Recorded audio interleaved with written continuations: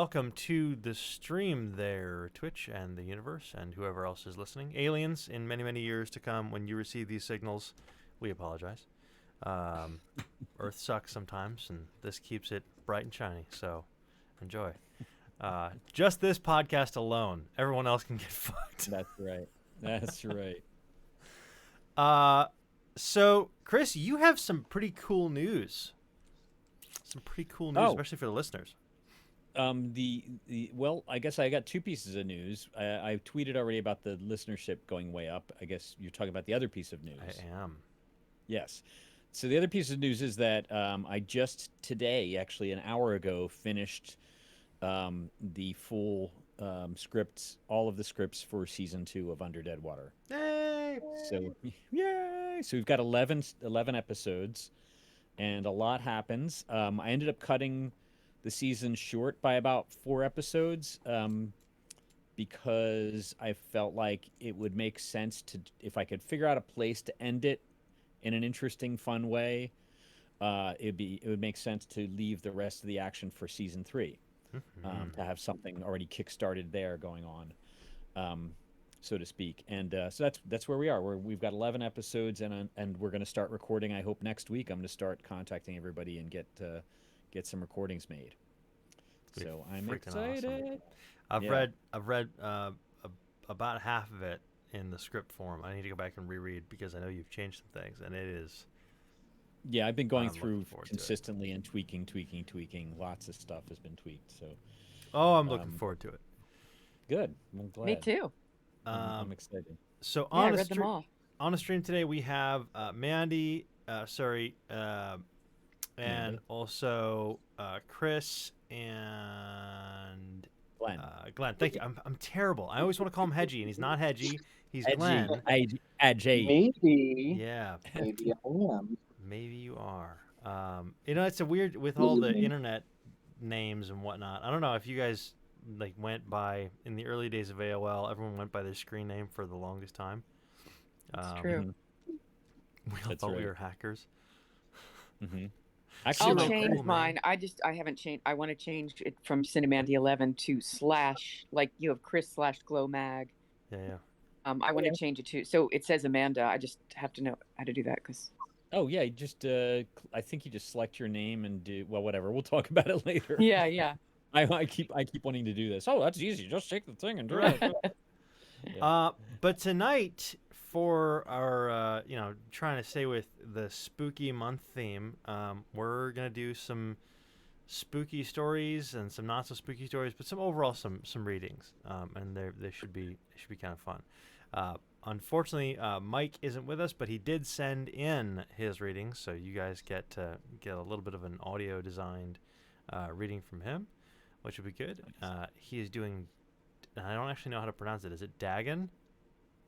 It's Lovecraft. That's the name of the story? I don't know. So who knows? Yeah. A man who named things that are literally unpronounceable for the human mouth. That's right. I'm going to assume it's Dagon, because I always want to call it Dragon, but it's not. So we've got that. I am doing Click Clack the Rattle Bag from Neil Gaiman. I believe that was on his trigger warning. Chris, you've got A Sound of Thunder, which is Ray Bradbury. I chose it for a couple reasons, but mainly because I read it when I was a teenager and it just stuck with me. And I think you'll see that there certain specific sci-fi tropes grew directly out of this story, which you'll recognize pretty quickly, I think. And then Amanda, you are doing The Landlady by Roald Dahl. Nice. Oh, nice. You guys know it? I don't know the story, but I just know Roald Dahl can get real creepy when he wants to. Oh yeah. And Hedgie is reading his laundry list. Yep. Which is equally horrifying. I might have a short story at the very, very end if there's time. Oh. All right. Put a little teaser out there like that. You can't renege on that. That's right. No title. So what? No title. No title. Okay. I won't give it away. He's actively writing it as a feverish pace. Yeah, right. Exactly. Where's the laudanum? I gotta get. Yeah, right. So Clayton, you do the honors and choose the order. I really don't know what to do here. So we are going to go ahead and we're going to launch straight in with Mike Hall's rendition of Dagon. So those of you who are on stream watching us, you're going to get just our beautiful faces, but you're going to hear Mike. So enjoy. Go ahead and kick this over here. Oh, so to hear this, we have to listen to the stream on Twitch. No. You'll see it, Okay, good. or you'll hear it. It'll Awesome. all be there. It'll be good. All right. Yes. Go live. All right, so There go ahead it and is. click Click on in watch there. stream. Yep. And here we go, folks. Mike is a big blue arrow. I am writing this under an appreciable mental strain, since by tonight I shall be no more. Penniless and at the end of my supply of the drug which alone makes life endurable, I can bear the torture no longer, and shall cast myself from this garret window into the squalid street below. Do not think from my slavery to morphine that I am a weakling or a degenerate. When you have read these hastily scrawled pages, you may guess, though never fully realize, why it is that I must have forgetfulness or death. It was in one of the most open and least frequented parts of the broad Pacific that the packet of which I was supercargo fell a victim to the German sea raiders. The Great War was then at its very beginning, and the ocean forces of the Hun had not completely sunk to their later degradation, so that our vessel was made a legitimate prize, whilst we of her crew were treated with all the fairness and consideration due us as naval prisoners. So liberal, indeed, was the discipline of our captors that 5 days after we were taken, I managed to escape alone in a small boat with water and provisions for a good length of time. When I finally found myself adrift and free, I had but little idea of my surroundings. Never a competent navigator, I could only guess vaguely by the sun and stars that I was somewhat south of the equator. Of the longitude I knew nothing, and no island or coastline was in sight. The weather kept fair, and for uncounted days I drifted aimlessly beneath the scorching sun, waiting either for some passing ship or to be cast on the stones of some habitable land. But neither ship nor land appeared, and I began to despair in my solitude upon the heaving vastnesses of unbroken blue. The change happened whilst I slept.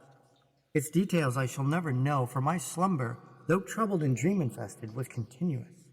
When at last I awoke, I was to discover myself half sucked into a slimy expanse of hellish black mire, which extended about me in monotonous undulations as far as I could see, and in which my boat lay grounded some distance away.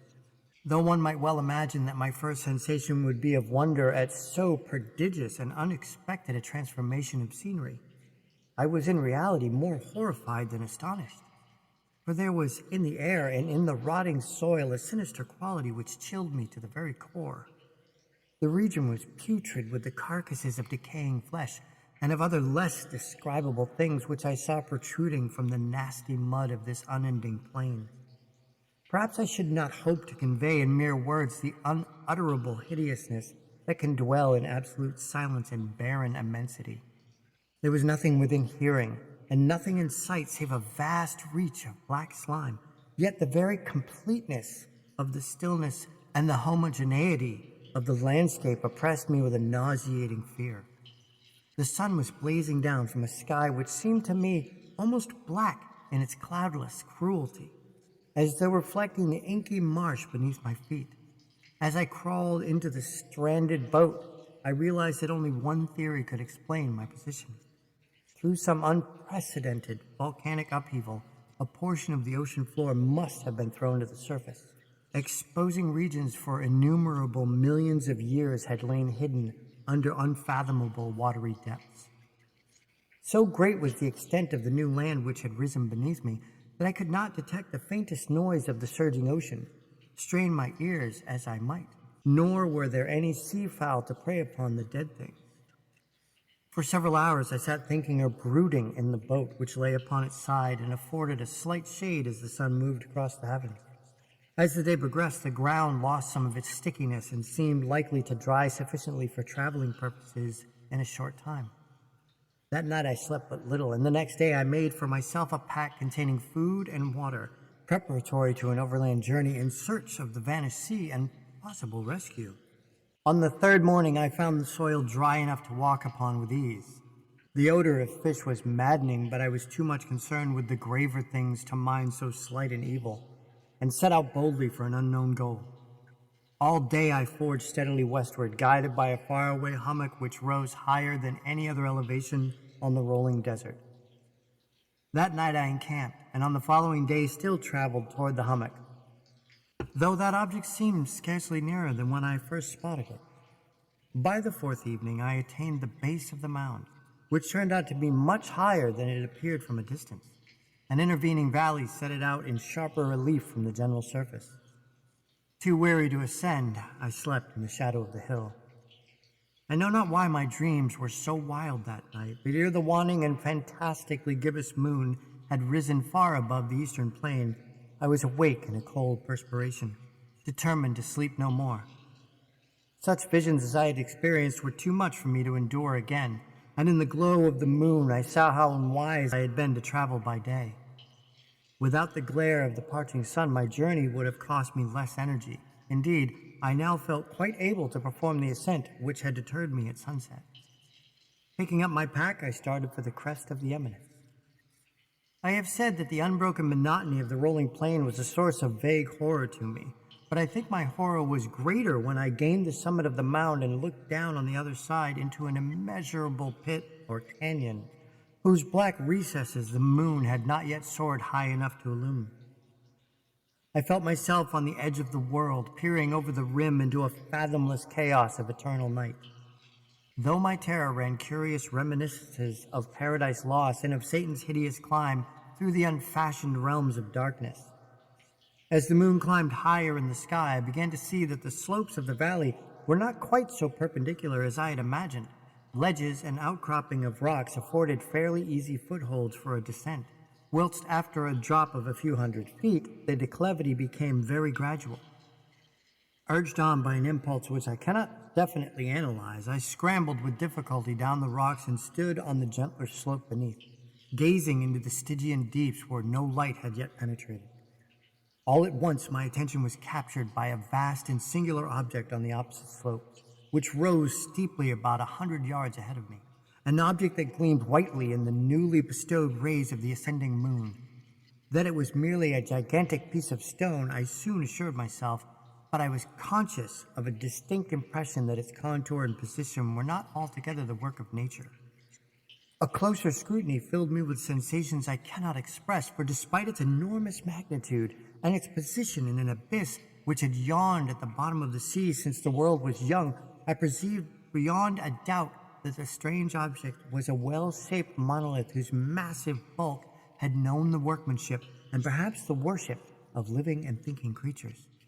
Dazed and frightened, yet not without a certain thrill of the scientist or archaeologist's delight, I examined my surroundings more closely. The moon, now near the zenith, shone weirdly and vividly above the towering steeps that hemmed in the chasm, and revealed the fact that a far-flung body of water flowed at the bottom, winding out of sight in both directions and almost lapping my feet as I stood on the slope. Across the chasm, the wavelets washed the base of the cyclopean monolith, on whose surface I could now trace both inscriptions and crude sculptures.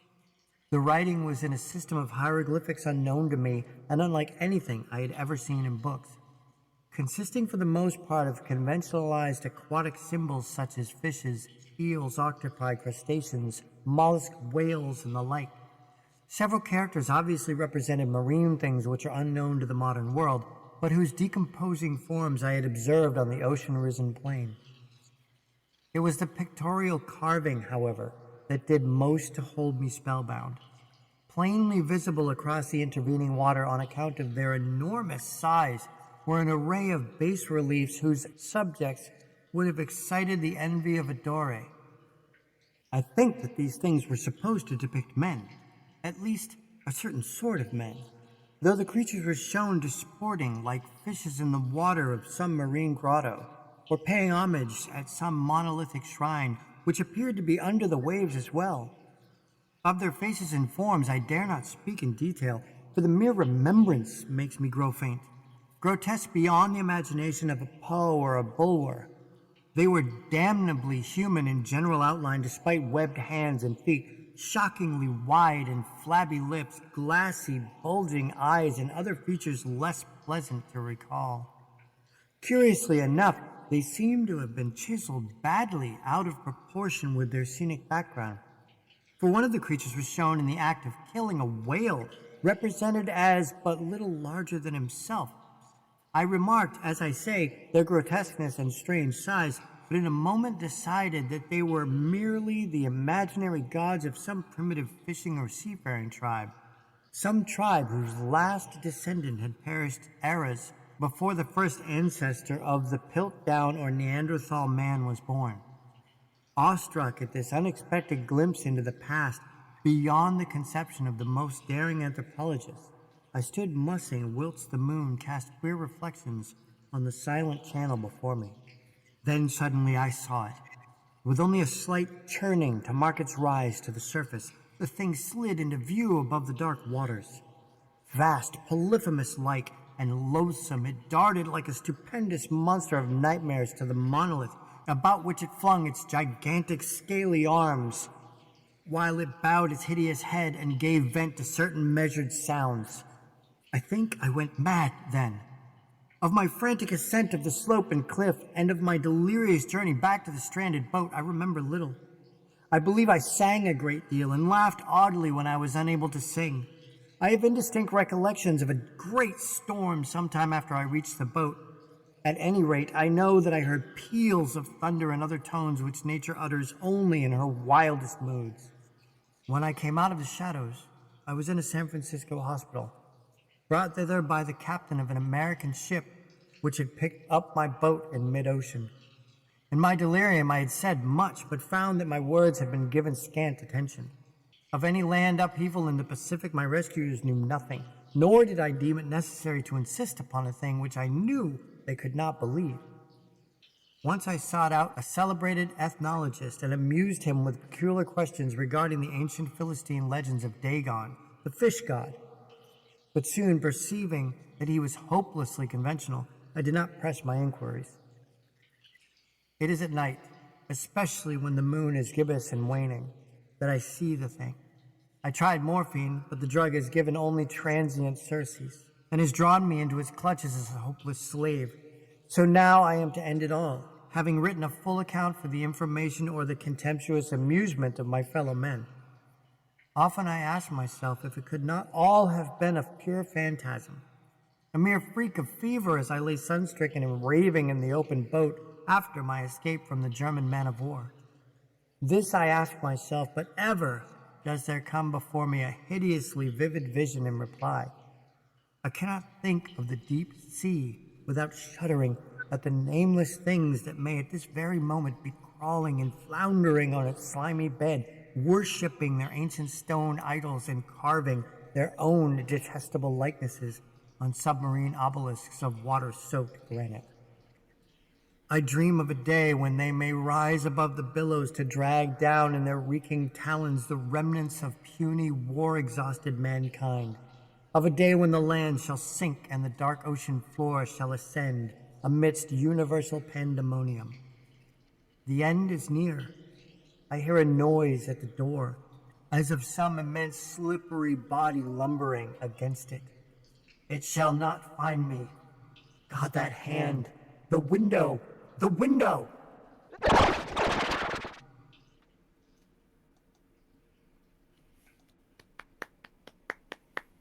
Mr. Mike Hall, everyone.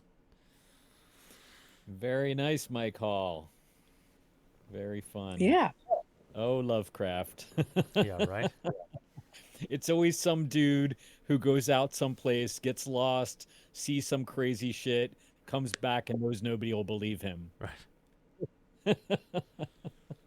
But I love it. I mean, I can never get enough of it. It's just, there's something stylistically distinct about his prose. Mm-hmm. It's not brilliant prose, it's just distinct.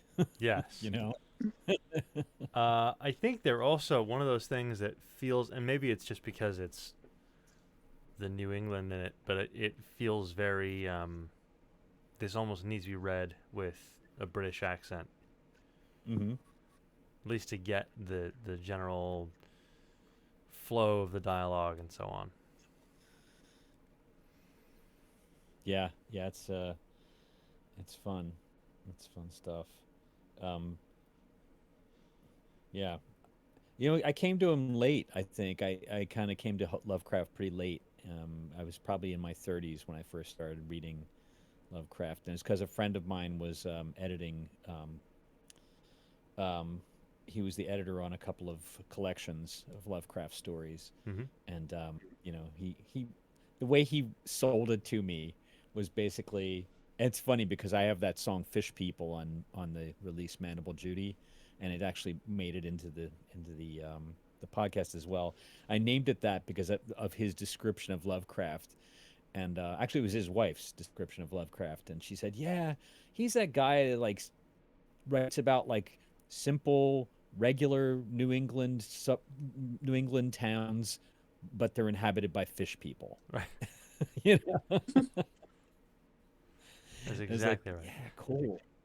So I was like, I got to read more of this Lovecraft dude. Turned out to be not such a fine human being, specimen of human being, but He's the worst. quite the opposite. Yeah. But he But, has spawned a whole generation of sort of multiple generations of writers who write fairly interesting things about, Mhm. that which man was not likely or meant to know. Yeah. So, I'm just gonna put this out there. You can buy his stuff now, and it's not going to go to him. Like, it's accurate. whatever, your money isn't going to him anymore. You don't No, have to feel guilty about it. I don't feel guilty. I just, I just think it's worth mentioning that he was a shit. Yeah, Yes, it is. But I mean, yeah. That being as it is. I mean, so okay, so what who does anybody else have anything to God, this is the teacher in me. Anyone else have any questions or comments? It's not the teacher man. It's the interviewer in you. It's the host. Yeah, right. There you go. Right. Sure. No, I mean, it's that was actually the first time that I'd heard that Dagon. I feel like an asshat Yeah. because I'm like, Dagon, Dagon, Dragon, Dugan. I don't know. Yeah. It's not a Dugan. So, It's not a um, Dugan. No, the internet says that Dagon is a deity who presides over the deep ones, an amphibious humanoid race that currently resides in the Earth's oceans. Just in case you were wondering. Good old There's some Dagon. very nice artwork of Dagon on the internet, by the way. Lots of fan art and lots of not just fan art, but like really nicely honed pieces. I think that's one of those things that I appreciate almost more than the writing, is the art that this stuff has spawned. Yeah, It is some of the most haunting and beautiful stuff out there. yeah, Of it's a cool certain stuff. sort, obviously, but Yeah, eesh. yeah, it really does. Um, Okay, so who's going next? well, to that same end, Amanda, do you want to go or do you want me to go? Whatever you guys, whatever order is, I'm fine. I can go, or you can. Well, why don't you go? I'm Okay. gonna go ahead and give you center stage here, Okay. and I'm gonna drift back into the shadows now. Yeah. I think, I mean, ideally this would be read with a British accent, but an English accent, but I'm not going to do that because it's, you don't want to be thinking about my accent. I'll just make it easy and read it as an American. Fair. Yeah, Shall I begin? Please. sure. The landlady. How's my vocal as the tone? Yeah, you're good. Audio, it's the right distance from the mic. Mm-hmm. Yeah, sounds great. Okay. The Landlady by Roald Dahl. Billy Weaver had traveled down from London on the slow afternoon train with a change at Swindon on the way, and by the time he got to Bath, it was about 9 o'clock in the evening, and the moon was coming up out of a clear, starry sky over the houses opposite the station entrance. But the air was deadly cold, and the wind was like a flat blade of ice on his cheeks.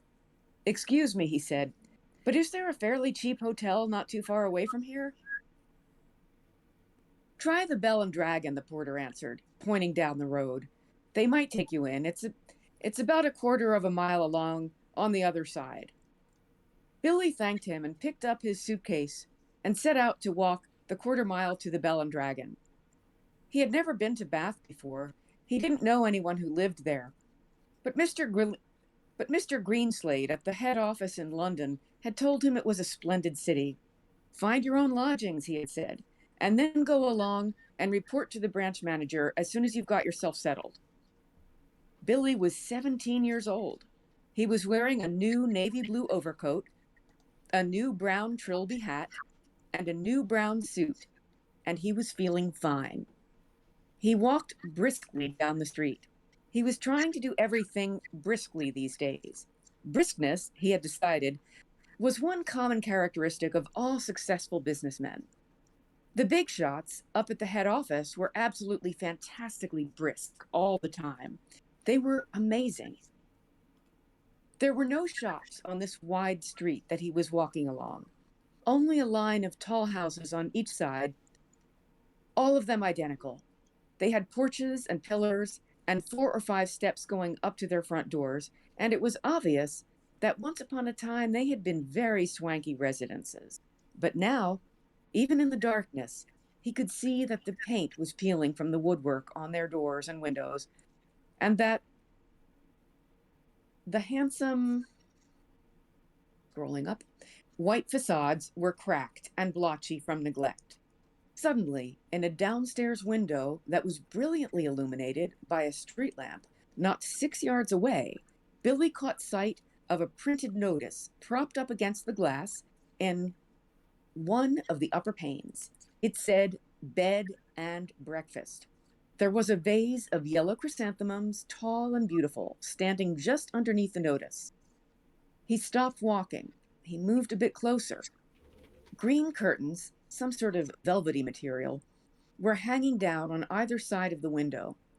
The chrysanthemums looked wonderful beside them. He went right up and peered through the glass into the room, and the first thing he saw was a bright fire burning in the hearth. On the carpet in front of the fire, a pretty little dachshund was curled up asleep with its nose tucked into its belly.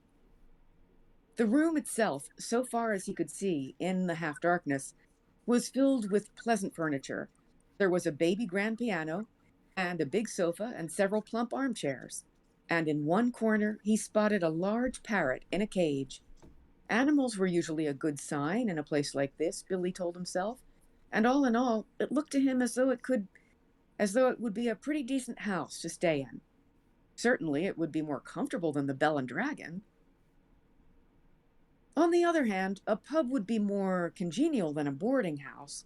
There would be beer and darts in the evenings and lots of people to talk to, and it would probably be a good bit cheaper, too. He had stayed a couple of nights in a pub once before, and he had liked it. He had never stayed in any boarding houses, and to be perfectly honest, he was a tiny bit frightened of them. The name itself conjured up images of watery cabbage, rapacious landladies, and a powerful smell of kippers in the living room. After dithering about like this in the cold for 2 or 3 minutes, Billy decided that he would walk on and take a look at the Bell and Dragon before making up his mind. He turned to go. And now a queer thing happened to him.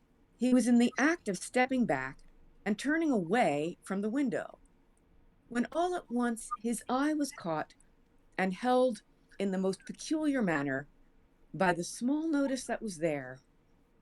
"Bed and breakfast," it said. "Bed and breakfast, bed and breakfast, bed and breakfast." Each word was like a large black eye staring at him through the glass, holding him, compelling him, forcing him to stay where he was and not to walk away from that house. And the next thing he knew, he was actually moving across from the window to the front door of the house, climbing the steps that led up to it, and reaching for the bell. He pressed the bell. Far away, in a back room, he heard it ringing. And then at once, it must have been at once because he hadn't even had time to take his finger from the bell button, the door swung open and a woman was standing there. Normally, you ring the bell and you have at least a half-minute's wait before the door opens. But this dame was like a jack-in-the-box. He pressed the bell and out she popped. It made him jump. She was about 45 or 50 years old, and the moment she saw him, she gave him a warm, welcoming smile. "Please come in," she said pleasantly.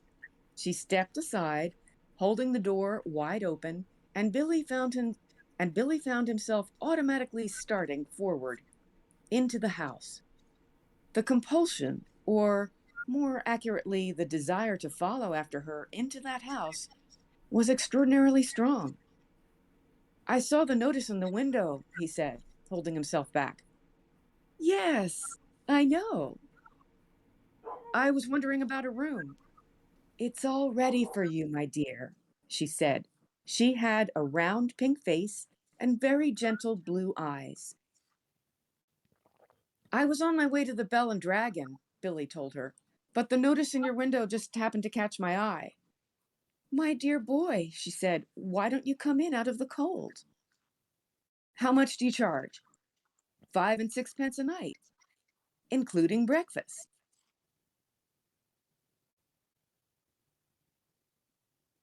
Rolling back up. It was fantastically cheap. It was way less than half of what he had been willing to pay. "If that is too much," she added, "then perhaps I can reduce it just a tiny bit. Do you desire an egg for breakfast? Eggs are expensive at the moment. It would be 6 pence less without the egg." 5 and 6 pence is fine," he answered. "I should like very much to stay here." "I knew you would. Do come in."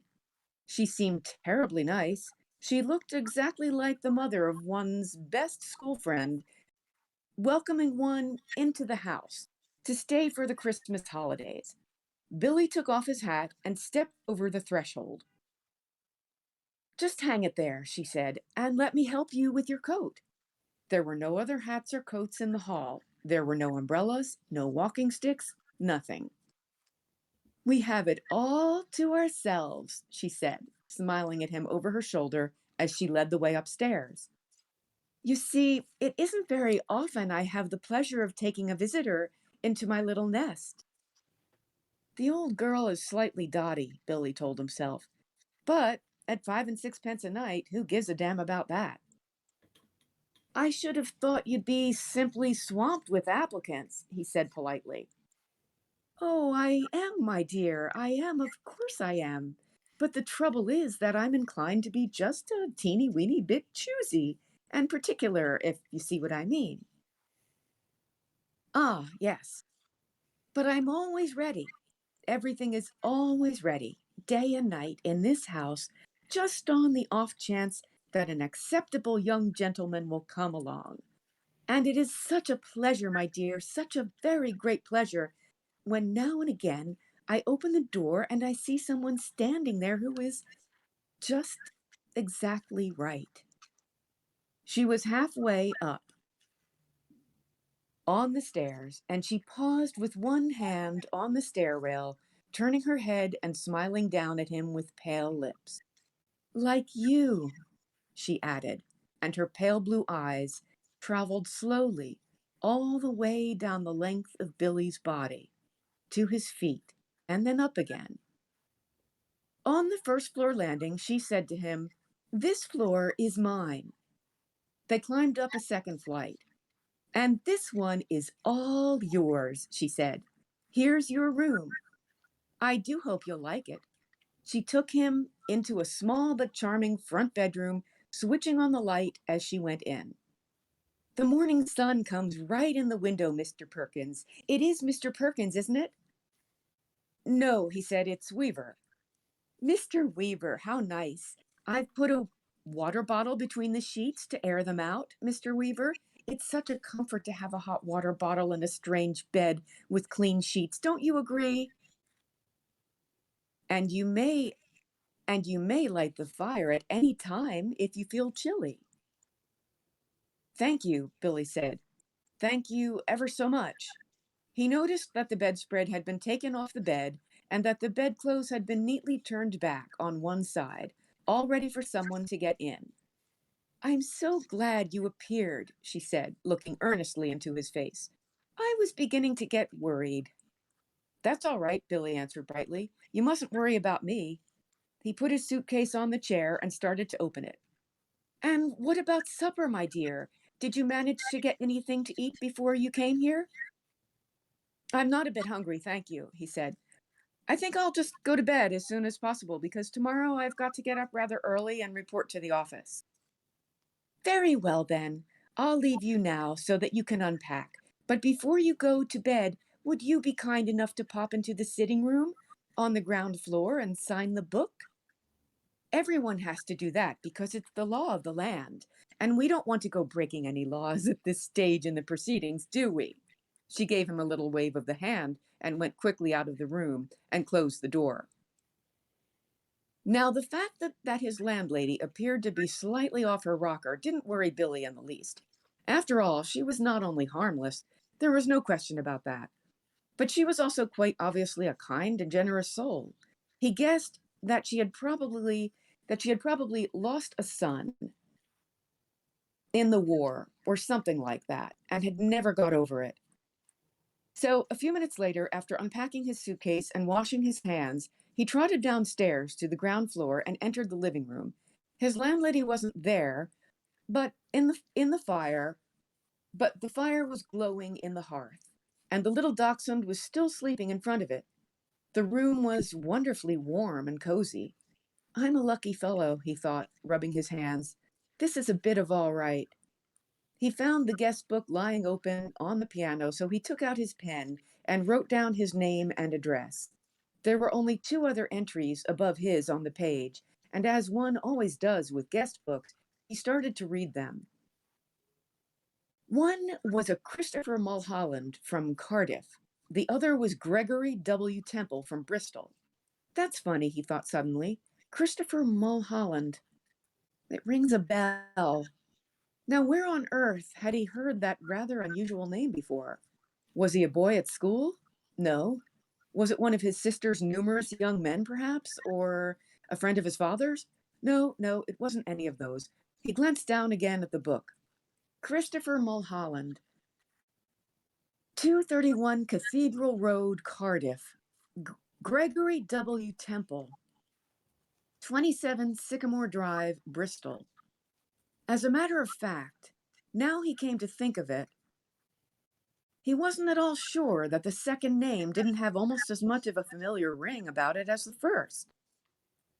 Gregory Temple, he said out loud, searching his memory. Christopher Mulholland? Such charming boys, a voice behind him answered, and he turned and saw his landlady sailing into the living room with a large silver tea tray in her hands. She was holding it well out in front of her and rather high up, as though the tray were a pair of reins on a frisky horse. They sound somehow familiar, he said. They do? How interesting. I'm almost positive I've heard those names before somewhere. Isn't that queer? Maybe it was in the newspapers. They weren't famous in any way, were they? I mean, famous cricketers or footballers or something like that? Famous, she said, setting the tea tray down on the low table in front of the sofa. Oh, no, I don't think they were famous, but they were extraordinarily handsome, both of them. I can promise you that. They were tall and young and handsome, my dear, just exactly like you. Once more, Billy glanced down at the book. Look here, he said, noticing the dates. The last entry is over 2 years old. It is? Yes, indeed. And Christopher Mulholland's is nearly a year before that, more than 3 years ago. Dear me, she said, shaking her head and heaving a dainty little sigh. I would never have thought it. How time does fly away from us all, doesn't it, Mr. Wilkins? It's Weaver, Billy said. Weaver. Oh, of course it is, she cried, sitting down on the sofa. How silly of me. I do apologize. in one ear and out the other. That's me, Mr. Weaver. You know something? Billy said, something that's really quite extraordinary about all this? No, dear, I don't.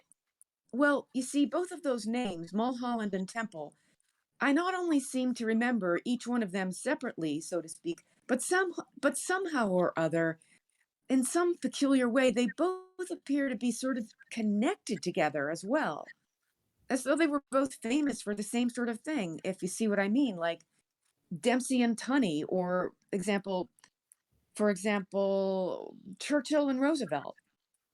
How amusing, she said.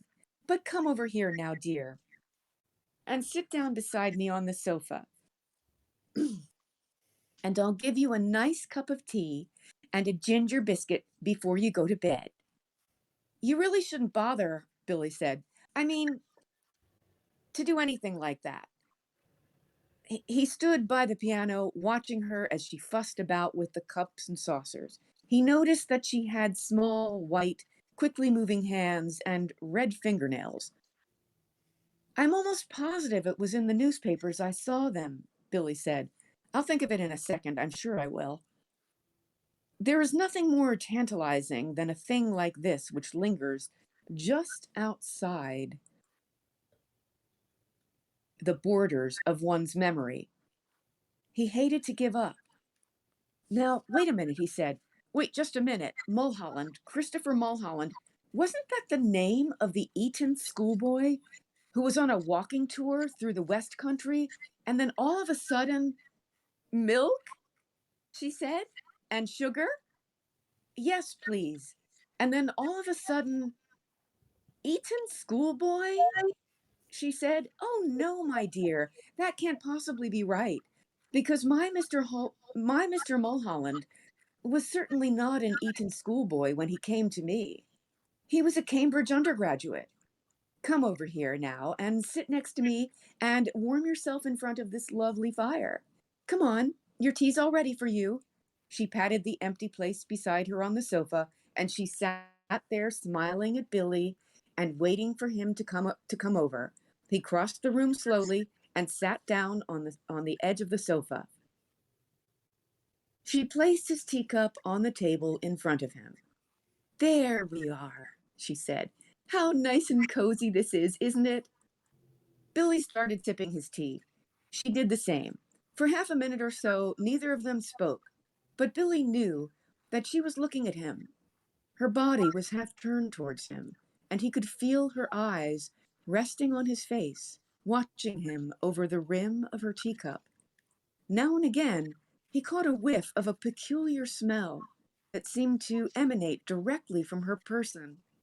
It was not in the least unpleasant, and it reminded him, well, he wasn't quite sure what it reminded him of. Pickled walnuts? New leather? Or was it the corridors of a hospital? Mr. Mulholland was a great one for his tea, she said at length. Never in my life have I seen anyone drink as much tea as dear sweet Mr. Mulholland.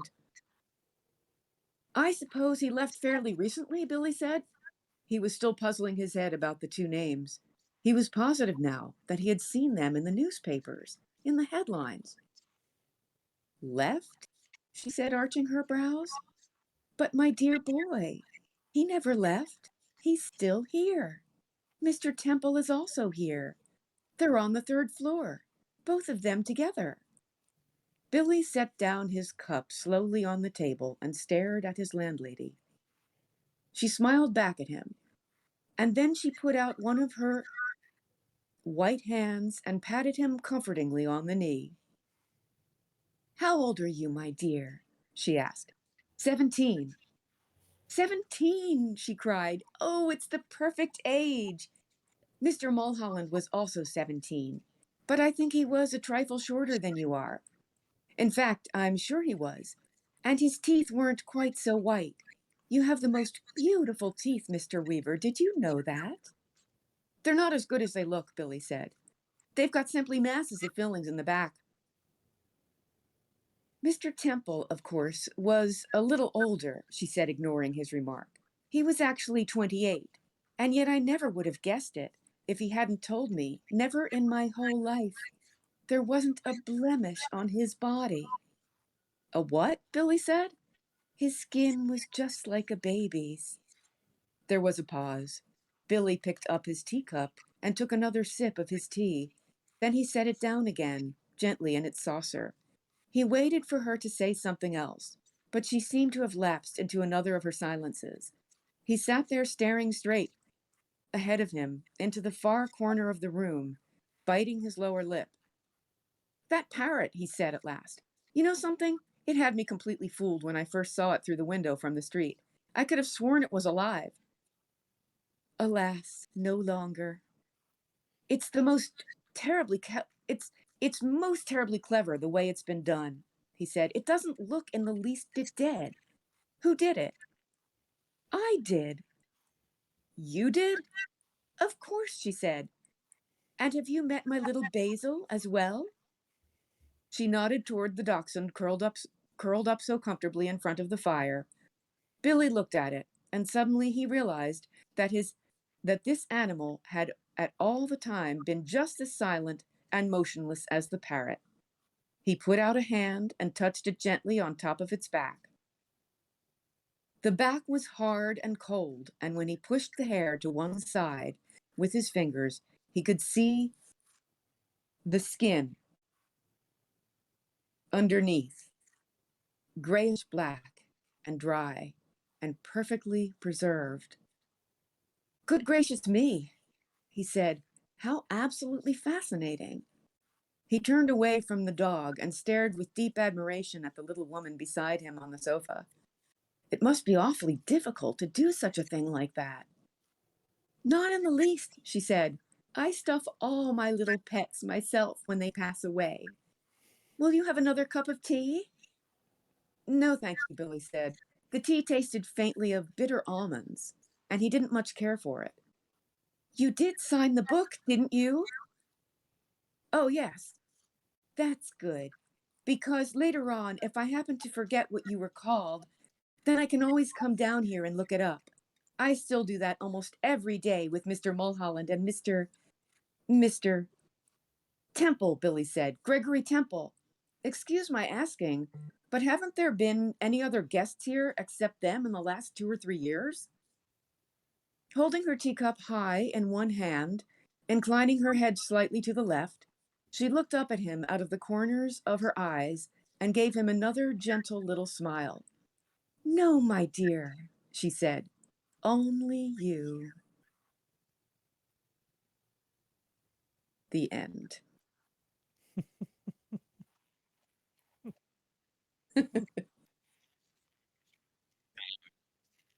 Yeah. Part of me hopes that he ran out of there, but I don't know. What do you I don't guys know think? I think if he's that dense, it's probably time for natural selection to take over. That's a good point. That's very Darwin possible. words, yeah.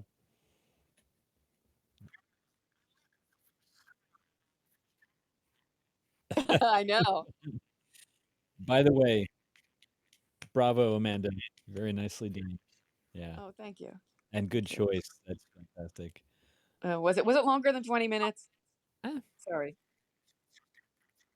To pull that off at one go, that's tough. Well, thank you, but I flubbed a little, and if I had read this over and over, I wouldn't have. Yeah, I mean it's long enough that you'd have to read it a number of times and to remember everything. But Yeah. but that's great. It was really very interesting and entertaining. I just love the Roald Dahl dark sense of humor at work. Yes. And the way it's about characters. It's horror about or whatever you want to call it, suspense, horror about characters. It's always about the people. And that's always my favorite stuff. Like I love science fiction, but it can get really wonky. It can get really like navel gazing. Like I created this world, and you will understand every single facet of it. Were you guys familiar with this story? I wasn't. No. Because I mean, I first heard it, I think, it was part of required reading in junior high or something like that. Hmm. Middle school, I mean. Right. Yeah. Yeah. I can understand why. I mean, he's got so many classics. Um, I know Amanda, you and I have talked about the Snowman before. I just absolutely love that so much. Do you guys know Oh, that story? Mm-mm. what Yeah. makes you think of that? Is that not him? Oh no, I'm sorry. That's not him. That's not And Roald. that's not creepy. I mean, No, it's I not mean, creepy it's at all. sad, but it's It's not. not creepy at all. I just it's another British author who just has a very similar kind of tone. You know, even though the story isn't creepy at all, it is sad. It's kind of Terribly dark. sad. It's actually kind of dark in a weird way. I Uh, know. I but know. I really love the animation. It's so fantastic. I just man, I remember discovering that when my kids were little and Mm. like looking desperately for whatever holiday stuff, videos, and that one just jumped out at us, and we're like, oh my god, this is like actually really well written, Mm-hmm. really nicely animated. Oh, Fan- it's beautiful. Yeah, I wound up working on another one of their films as an animator because that was before I became an actor. Oh no, I didn't work as an animator. Sorry, I was a renderer, Hmm. but not on the Snowman was before my time. Who was the company that did that? TVC in London, or TV Cartoons, and Okay. they're actually the company that also made the Yellow Submarine, the Beatles movie, Oh, No no kidding. way, amazing. and such a different style. But they Yeah, ended up becoming known, I think, in the '80s for, and maybe some of the '90s for that lovely colored pencil yeah, Mm-hmm. look. I just love it. Yeah, where every single frame has got some scribbly motion going on. It's Yeah, really they actually call that boiling over there. what do they call it? They call it boiling. And it's not every frame, right? They do that in digitally, or No, it was all hand done. so everything Uh, was well, oh, what okay. the technique was of those movies was traditional cell animation, Mhm. hand drawn, like you'd see, animators doing before so much became Mm-hmm. computer, and then they would um, flip over the cell. It was painted white instead of painted like regular cartoons would have the colors that you see on the screen. Mm-hmm. Mhm. So these were painted white, and then ink. They're inked just everything the same, but the white. Then they would turn over the cell, and then that's where they would be treated with a special way that we could then put our colored pencil scribbles on it. Oh, wow. I shouldn't call it scribbles, but Yeah, right. illustration. Yeah, yeah. I mean, I just assumed. I mean, I guess yeah, it makes sense because it was early enough that it would not have been digital, but I'm guessing that was like early to mid '80s. The Snowman. The snowman, I think, was maybe like around maybe 85. Okay, so they yeah, and at that time, digital capturing of imagery it was very lo-fi, Mm-hmm. so yeah, they couldn't have done all that much. So No, yeah, that movie I can tell you was yeah, traditional animation all the way, and I think a lot of subsequent films, including the one that I worked on, were hand done. And then I don't know if they ever ended up doing computer, but maybe. hmm. I mean, I can imagine that same like with software, you could probably get that same effect, the scribbly effect. You just take one single Yeah, frame and just put a filter on each of the images after it to imitate the kind of specific scribbles that were on that frame. I don't know, maybe not. Maybe it's very possible. giving Yeah. too much credit to software here. Yeah, Well, a lot of it's no, I still mean, done with some level of human artistry, but yeah. Yeah, yeah. I mean, it's got to have enough that you can recognize it, right? Mm-hmm. So, but yeah, yeah, people draw on tablets and stuff. So true, true. But yeah, fantastic story. Loved it.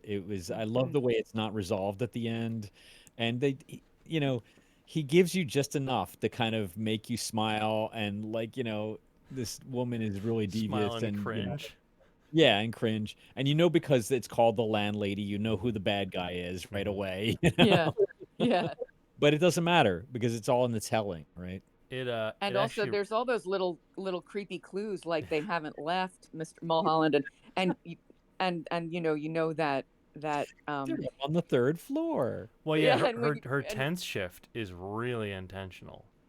Yeah. They're still Well, here. you think it's They were. intentional? Oh, absolutely. Yeah. The tense shift from they were to they are. No, they're still here. He was such a lovely man, all very just like you. Yeah, that feels remarkably talking about a human being in the past tense and the Yeah. object in the present tense. Right. Exactly. Very like, Yeah. they're not Red anymore. flag. Yeah, Red flag. But the thing is, though, then she must think that he's not that bright, or I don't know. I mean, I guess we're really thinking about these characters now. Yeah. Hmm. I don't know. I mean, I guess he's kind of distracted. Yeah, I don't. I mean, he does it. He does a pretty good job of making you believe it. Although I do feel like you really hear the author's voice very clearly in that story. Some Yeah. stories you don't. Like you really just you just have to live the story with the characters, and then you get the meaning through the action and through the dialogue. But with him, I think it was very much, there's a wink going on through the whole thing, Yeah. pretty much. Mm. It Which actually is what reminded makes me. what makes it good as a kid's story, I suppose. But yeah. Mm. It's a kid story. Jeez, No, it's it's so about as creepy. kid story as a fucking I know, Coraline. young adult, whatever. Yeah, It's a kid story. You haven't murdered him yet. Right. yeah, that's right. Everybody's a kid to me. Well, I remember hearing, I think that the faint smell of almonds was supposed to be a reference to possibly cyanide, Yeah. or Right, I thought arsenic or something like that, but yeah, Mm. Oh, maybe that's it. I don't know. arsenic. no, Yeah. for Yeah. sure cyanide. Yeah, bitter almonds is cyanide.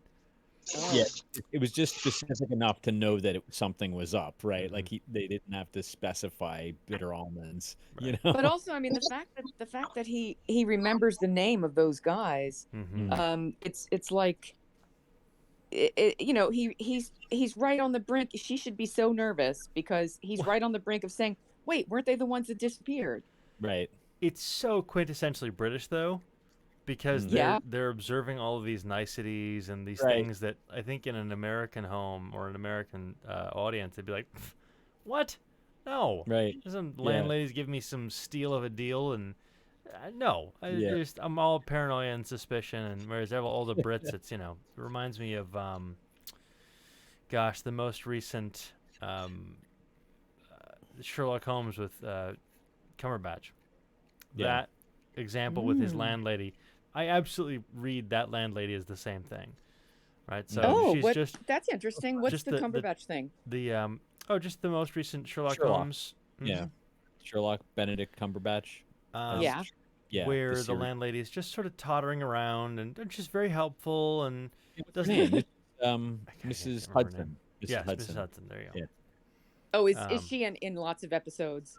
Yes. I mean, Mrs. Hudson is the landlady from Sherlock Holmes, so they just basically did their own version of the character. Oh. But She's in wonderful. Sherlock Holmes, the Arthur Conan Doyle stories, she's she's a fuddy-duddy kind of Sherlock Holmes. What do you eat your dinner? What are you doing? Eat your food. Stop shooting that cocaine, you fool. Oh my God, Chris, that's a great voice. That's a good character voice. Okay, I missed my calling. Apparently, I got to be fuddy-duddy old women. I could not help but be reminded of a China Melville at this one for the landlady. All I could think about the entire time was the design, which if you haven't read the short story, is a fantastic short story. Talk about your descent into madness and dread. It's awesome. It's on an anthology of his, 3 Moments of an Explosion. Chris, this is one that I mentioned to you. I know, yeah, you recommended it to me, and I still haven't gotten it. I've got to do that. So that's going to be a Christmas gift to myself for sure. It's really I mean, I damn think I good. said to you I didn't want to start reading anything until I was done with my goddamn script. Right. Probably wise. Speaking of anthologies and creepy shit that is frequently written for children but really, really shouldn't be, I think I will read the next one, which is Click Clack the Rattle Bag by Neil Gaiman. It is wonderful. That man, holy shit. Coraline or Neverwhere, any of these things that, okay, reading level, yes, my 9-year-old could read that. She's not reading that. Right. I just Right. want your eyes. Beautiful. Alrighty. So here we go Cool. with our creepy. If I can get it to focus. Focus. No, I love that. I love the soft focus. There we go. It's like the beginning of Night Gallery, with the Yeah. faces coming in and out. True. Alrighty. Yeah. So we have Click Clack the Rattlebag by Neil Gaiman. Before you take me to bed, will you tell me a story? You actually need me to take you to bed? I asked the boy. He thought for a moment, then, with intense seriousness, yes, actually, I think you do. It's because I finished my homework, and it's my bedtime, and I'm a bit scared. Not very scared, just a bit, but it is a very big house, and lots of the lights don't work, and it's sort of dark. I reached over and tousled his hair. I can understand that, I said. It is a very big old house. He nodded. We were in the kitchen, where it was light and warm. I put down my magazine on the kitchen table. What kind of story would you like me to tell you? Well, he said thoughtfully, I don't think it should be too scary, because then when I go to bed, I'll only be thinking about monsters the whole time. But if it isn't just a little bit scary, then I won't be interested. And you make up scary stories, don't you? I know she says that's what you do. She exaggerates. I write stories, yes. Nothing that's been published yet, though. I write lots of different kinds of stories. But you do write scary stories. Yes. The boy looked up at me from the shadows in the door where he was waiting. Do you know any stories about Click Clack the Rattlebag? I don't think so. Those are the very best sorts of stories. Did they tell them at your school? He shrugged. Sometimes. What's a Click Clack the Rattlebag story? He was a precocious child and was unimpressed by his sister's boyfriend's ignorance. You could see it on his face. Everybody knows them. I don't, I said, trying not to smile. He looked at me as if he was trying to decide whether or not I was pulling his leg. He said, I think maybe you should take me up to my bedroom, and then you can tell me a story before I go to sleep. But not a very scary story, because I'll be up in my bedroom then, and it's a bit dark up there too.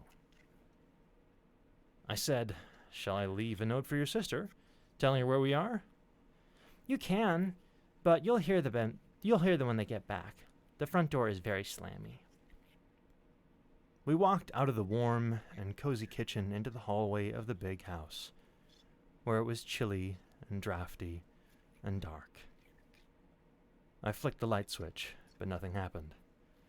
The bulb's gone, the boy said. That always happens. Our eyes adjusted to the shadows. The moon was almost full, and the blue-white moonlight shone in through the high windows in the staircase, down into the hall. We'll be all right, I said.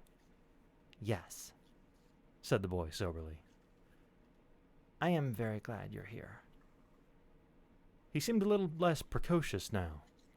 His hand found mine, and he held on to my fingers comfortably, trustingly, as if he'd known me all his life. I felt responsible and adult. I did not know if the feeling I had for his sister, who was my girlfriend, was love. Not yet. But I liked that the child treated me as if I was one of the family.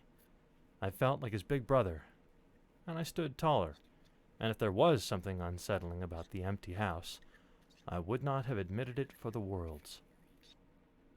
The stairs creaked beneath the threadbare floor carpet. Click-clacks, said the boy, are the best monsters ever. Are they from television?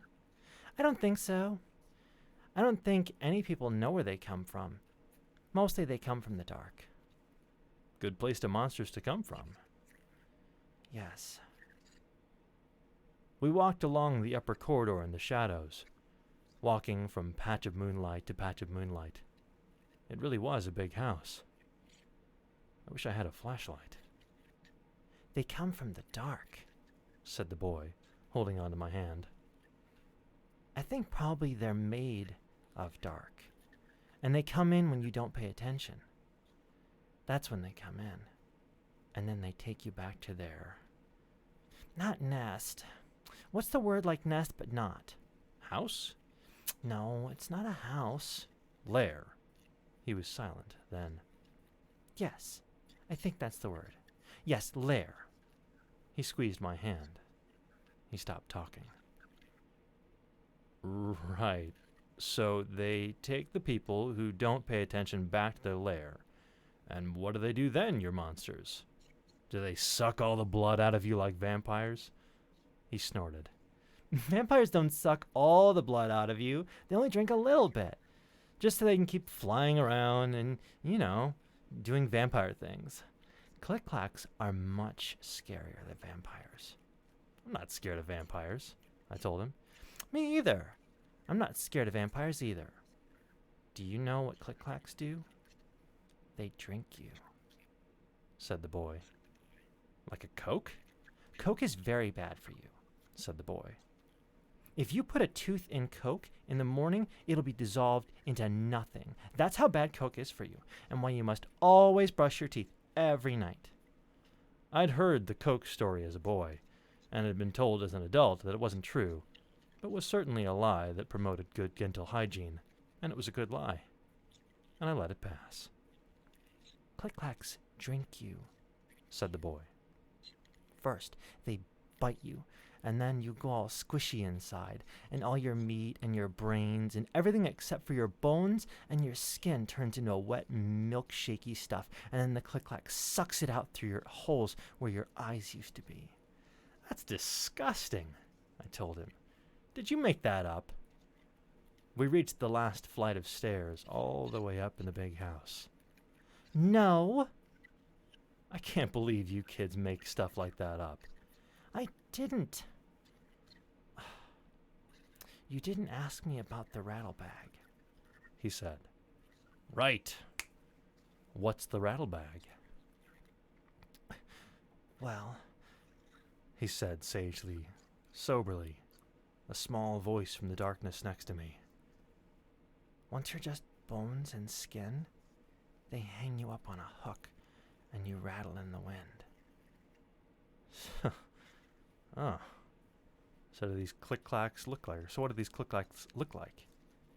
Even if I asked him, I wished I could take the question back and leave it unasked.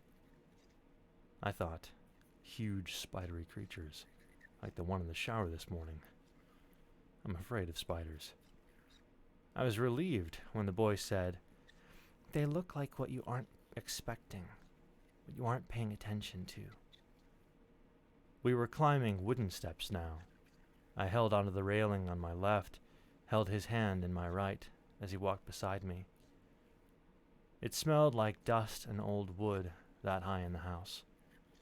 The boy's tread was certain, though, even though the moonlight was scarce. Do you know what story you're going to tell me to put me to bed? He asked. It doesn't have to actually be scary. Not really. Maybe you could tell me about this evening. Tell me what you did. That won't make for much of a story for you. All right. My girlfriend just moved into a new place on the edge of town. She inherited it from an aunt or someone. It is very big and very old. I'm going to spend my first night with her tonight, so I've been waiting for an hour or so for her and her housemates to get back with wine and Indian takeout. See? Said the boy. There was that precocious amusement again. But all kids are insufferable sometimes, when they think they know something you don't. It's probably good for them. You know all that, but you don't think. You just let your brain fill in the gaps. He pushed open the door to the attic room. It was perfectly dark now. But the open door disturbed the air, and I heard things rattle gently, like dry bones in thin bags in a slight wind. Click-clack, click-clack, like that. I would have pulled away then, if I could. But small, firm fingers pulled me forward, unrelentingly into the dark.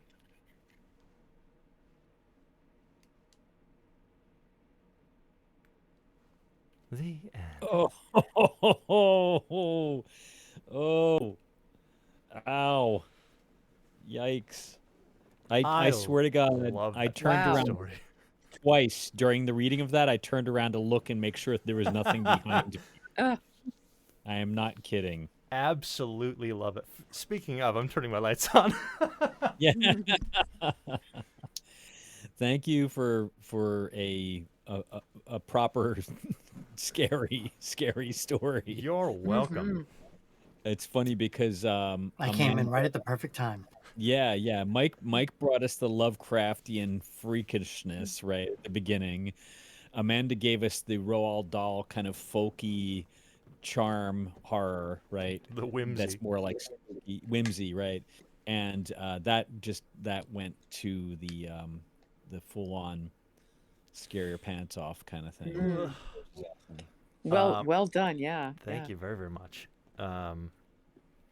That was one, and I actually hesitated before I selected it because I was like, I haven't reread that one since I read it the first time, and it was stupid choice. So I used to do a lot of driving for work, and I would go for hours and hours and hours in the car, and so I would listen to a lot of audiobooks, and I happened to get Trigger Warning, which is the anthology this was on, and it's near the end of the Trigger Warning book, and I happen to be near the end of one of my trips, and so I'm trying to get to, at the time it was a bed and breakfast, which was the place that I was going to be staying for the night. Was there a landlady there with a taxidermy dog and a parrot? There may have been. I don't think I stayed or talked long enough to anyone to have known, but it was in Virginia, so lots of these very high mountains, and these, you're driving through all these valleys and whatnot. And so to have this playing as I'm going through these super, super pitch black woods with all these slanting big old moonbeams, it was like, Oh okay, boy. I Hypnotic.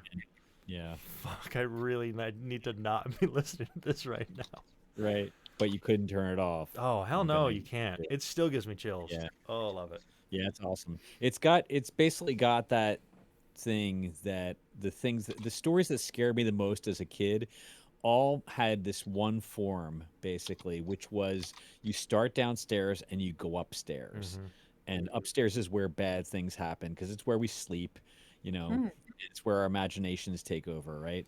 And especially the freaking attic. Don't go to the goddamn attic. Just never go to the attic. So that's excellent. I remember ridiculous. And I think back now, my babysitter when I was a kid used to tell us stories, like scary stories. And I think back on them now, and they're ludicrous. But Right. there were things like where it was like they would go up, they would shut all the windows because their parents weren't home yet and they didn't know what was going on, so they shut and locked all the windows, and they went upstairs and got in bed and pulled the covers up, and they were laying in bed terrified what could still get in, did we get everything? And then the boy says, did you lock the basement window? No, I thought you did. It's like, of course they hear the thing come up the stairs. And it ends with basically just our babysitter grabbing us and going, gotcha, when the thing walks in the door. So, yeah. But that terrified me. Yeah, it terrified me because it was the whole going from basement up. I don't know what it is. It's something really psychologically powerful about that, that format. You just talked to my wife at some point about how pissed off she gets because I will routinely leave the basement lights on. As a subconscious, like going down at stupid o'clock, going back upstairs, and I will unconsciously leave the lights on because it's just more comfortable. Everyone knows that trip up basement stairs, they're never walked slowly. They were always a sprint as a kid, especially. You're like shot out of a Clay, cannon. I grew up in New England on a farm in a house that was 150 years old. The basement was a dirt like floor. There was not. It was not a basement. Like it had the door to the We're basement talking was in Blair the Witch floor. here. Yeah, you literally pulled up the door on the floor, went down the Right. raggedy old Beautiful. steps, and It it smelled was a like root dead cellar. things. Yeah, and well, I mean, Yeah. we had all our canning stuff down there, like Oh during my the God. the fall, the shelves that were set up, and the wood stove was a 55-gallon drum that would been turned sideways and welded into pipes, and yeah. So yeah, I completely, and spiders everywhere, Yeah. everywhere, Of course. Everywhere. tons of That's them. my mom used to say to me when I was little, "Oh, you have such an overactive imagination." I thought that was like a, you know, like, "Oh, thanks, mom. That's really cool because I can imagine stories, right? Like maybe I could write something and maybe, and then like came to realize it was a curse because in the dark my mind goes crazy, and it's why I always preferred um horror with really, really potent images in it. Like for instance, God, The Uninvited, or even like Kubrick, The Shining. Yeah. Like the image of the two girls in the hallway. I can't tell you how many times I've awakened and seen those two girls standing over me in my bed. Oh It's my happened god. Yeah, that over is and over and over. overactive. Yeah, Pretty good.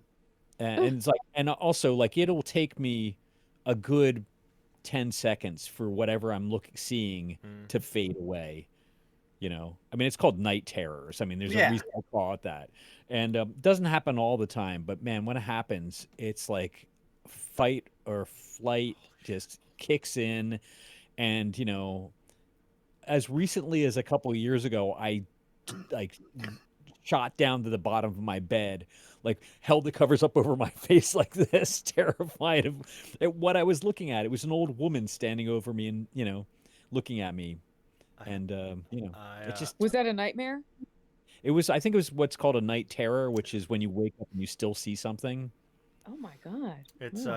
your brain gets stuck in delta wave, and Yep. it gets. I've never real- had something like that. That's so scary. It's not nice. Count yourself as lucky. Uh, It doesn't make my girlfriend happy, I can tell you that. Can't imagine. Bet. Like, oh my god, I'm trying to sleep. Will you just fall off the bed or something, please? Stop. Will you please But to stop her, it's streaming? like, yeah, she also doesn't know what's going on because she's also awakened out of nothing, and she thinks I've been attacked. I mean, it's happened things like the first couple of times it happened, it was fires, like it was like smoke in the room. I see smoke in the Yeah. room. I don't smell fire, but I see smoke in front of me, and I shoot up in bed and go, smoke. Smoke, there's got to be a fire. Where's the fire? Like I get about that far and then it starts to fade. Yeah. And I look back down with my heart pounding and, try to go back to sleep. Anyway, I so was solidarity gonna there. recommend. Oh, go ahead.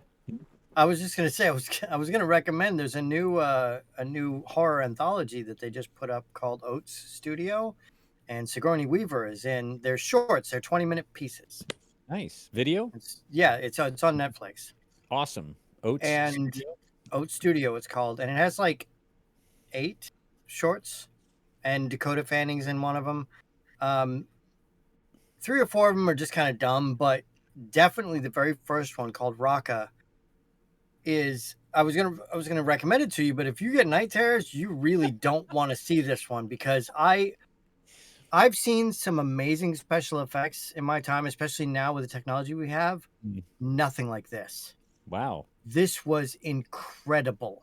I'm watching it tonight, dude.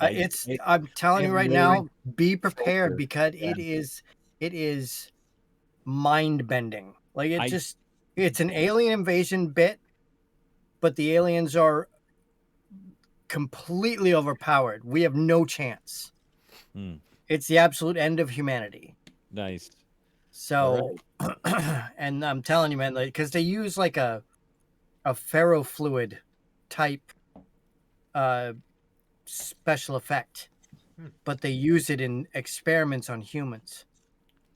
That doesn't sound positive. It's not at all. Very negative. It is not. That one, and then there's one called The River God, or it's set in like 1969 in Vietnam. That one's another one that is like disturbingly realistic. Right.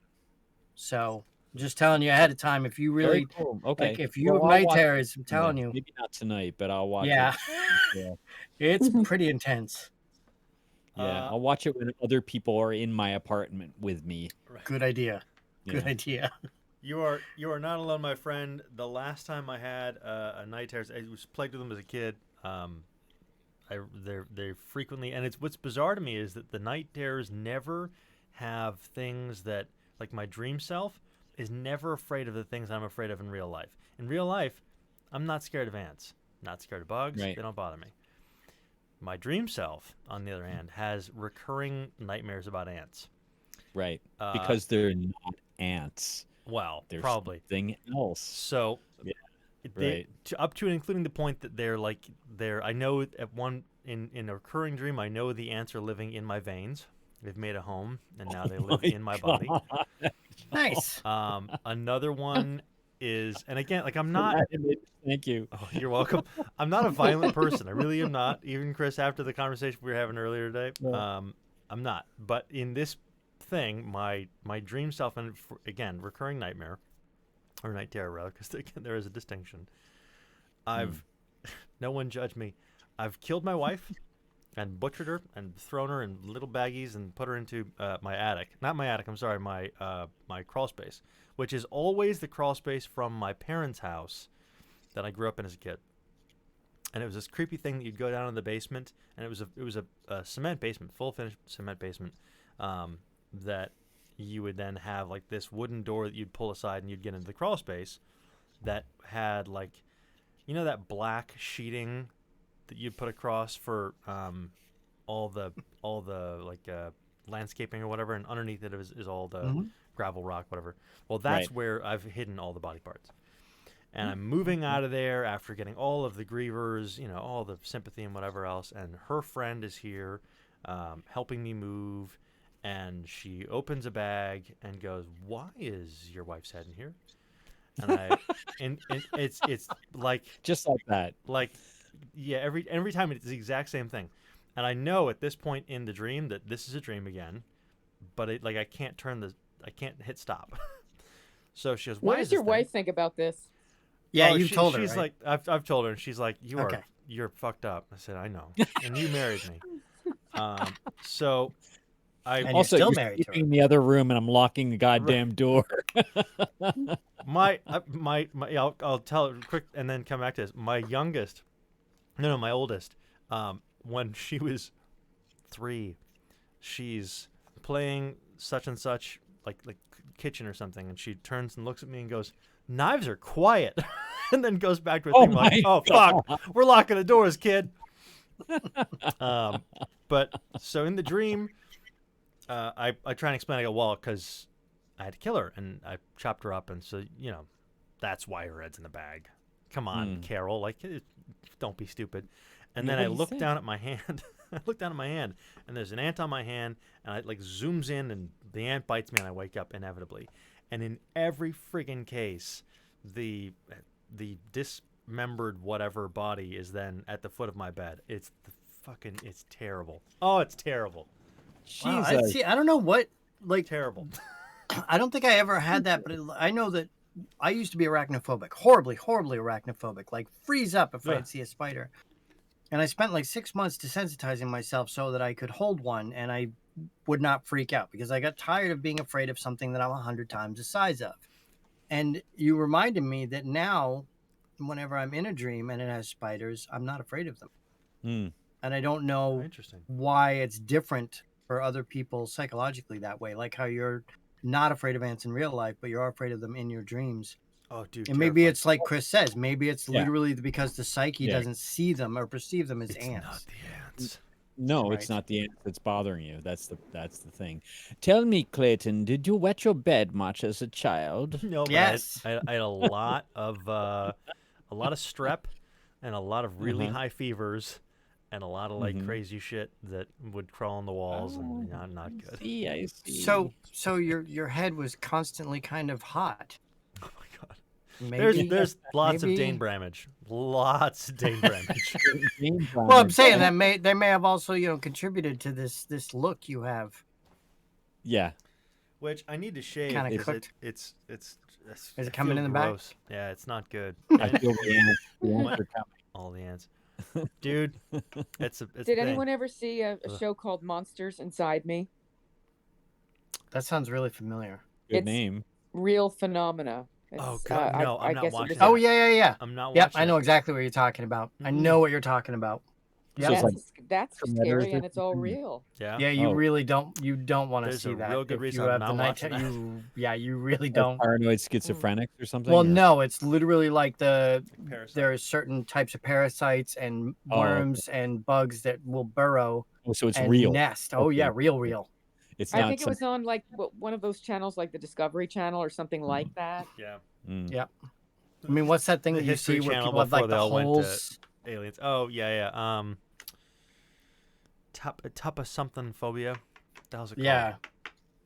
They Like might the have, like, holes. for instance, a whole episode about somebody who had a tapeworm or something. Yeah. Right. Tapeworms are terrifying. I They don't are. really know anything about them. Oh, I'm just saying that's the kind of. don't Google Don't- it. That's all I can don't. say. Yeah, It's- you also don't want to see one magnified either because That's they what are. I'm talking about. Yeah.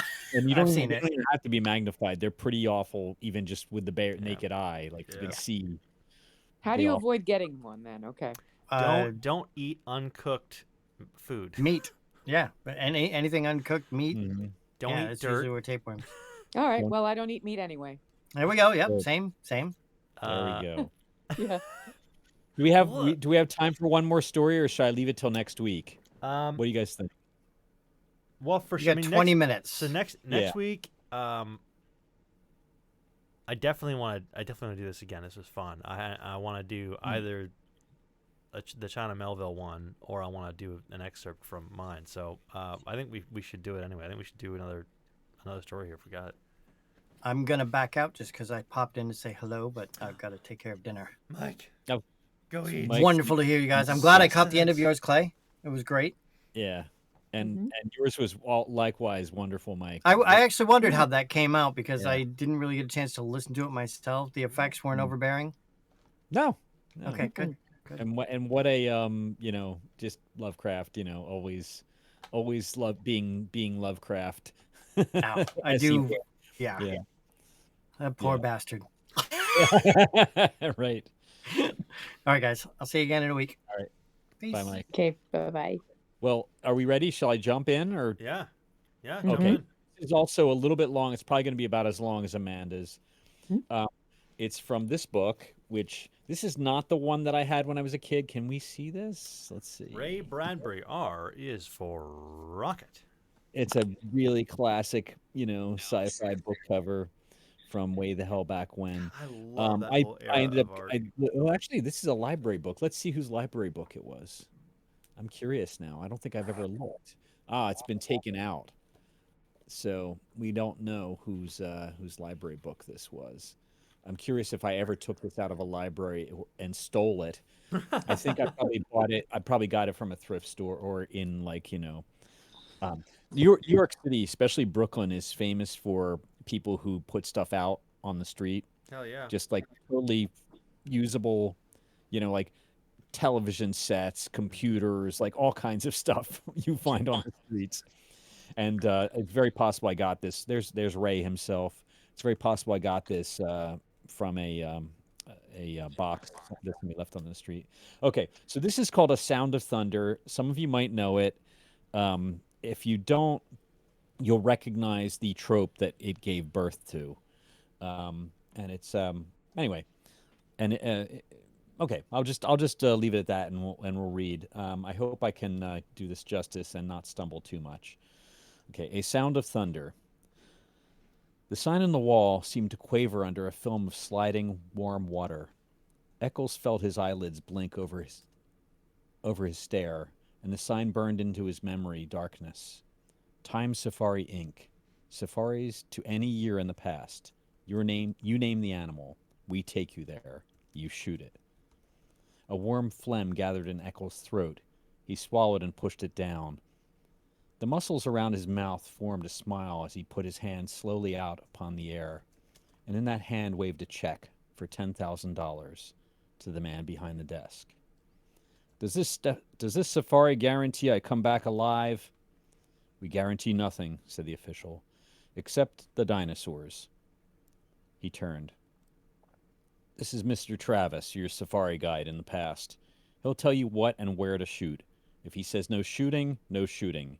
If you disobey instructions, there's a stiff penalty of another $10,000, plus possible government action on your return.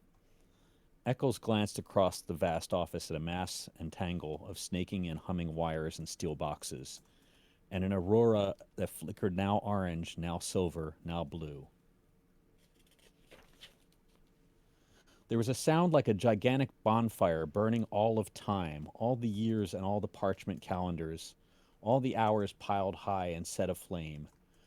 A touch of the hand in this burning would, on the instant, beautifully reverse itself. Eccles remembered the wording in the advertisements to the letter. Out of the chars and ashes, out of dust and coals, like golden salamanders, the old years, the green years, might leap. Roses sweeten the air, white hair turns Irish black, wrinkles vanish, all, everything fly back to seed, flee death, rush down to their beginnings, suns rise in western skies and set in glorious easts, moons eat themselves opposite to the custom, all and everything cupping one another like Chinese boxes, rabbits into hats, all and everything returning to the fresh death, the seed death, the green death, to the time before the beginning. A touch of a hand might do it, the merest touch of a hand. Unbelievable, Eccles breathed, the light of the machine on his thin face. A real time machine. He shook his head. Makes you think, if the election had gone badly yesterday, I might be here now running away from the results. Thank God Keith won. He'll make a fine president of the United States.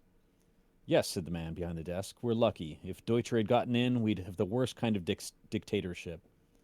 There's an anti-everything man for you, a militarist, anti-Christ, anti-human, anti-intellectual.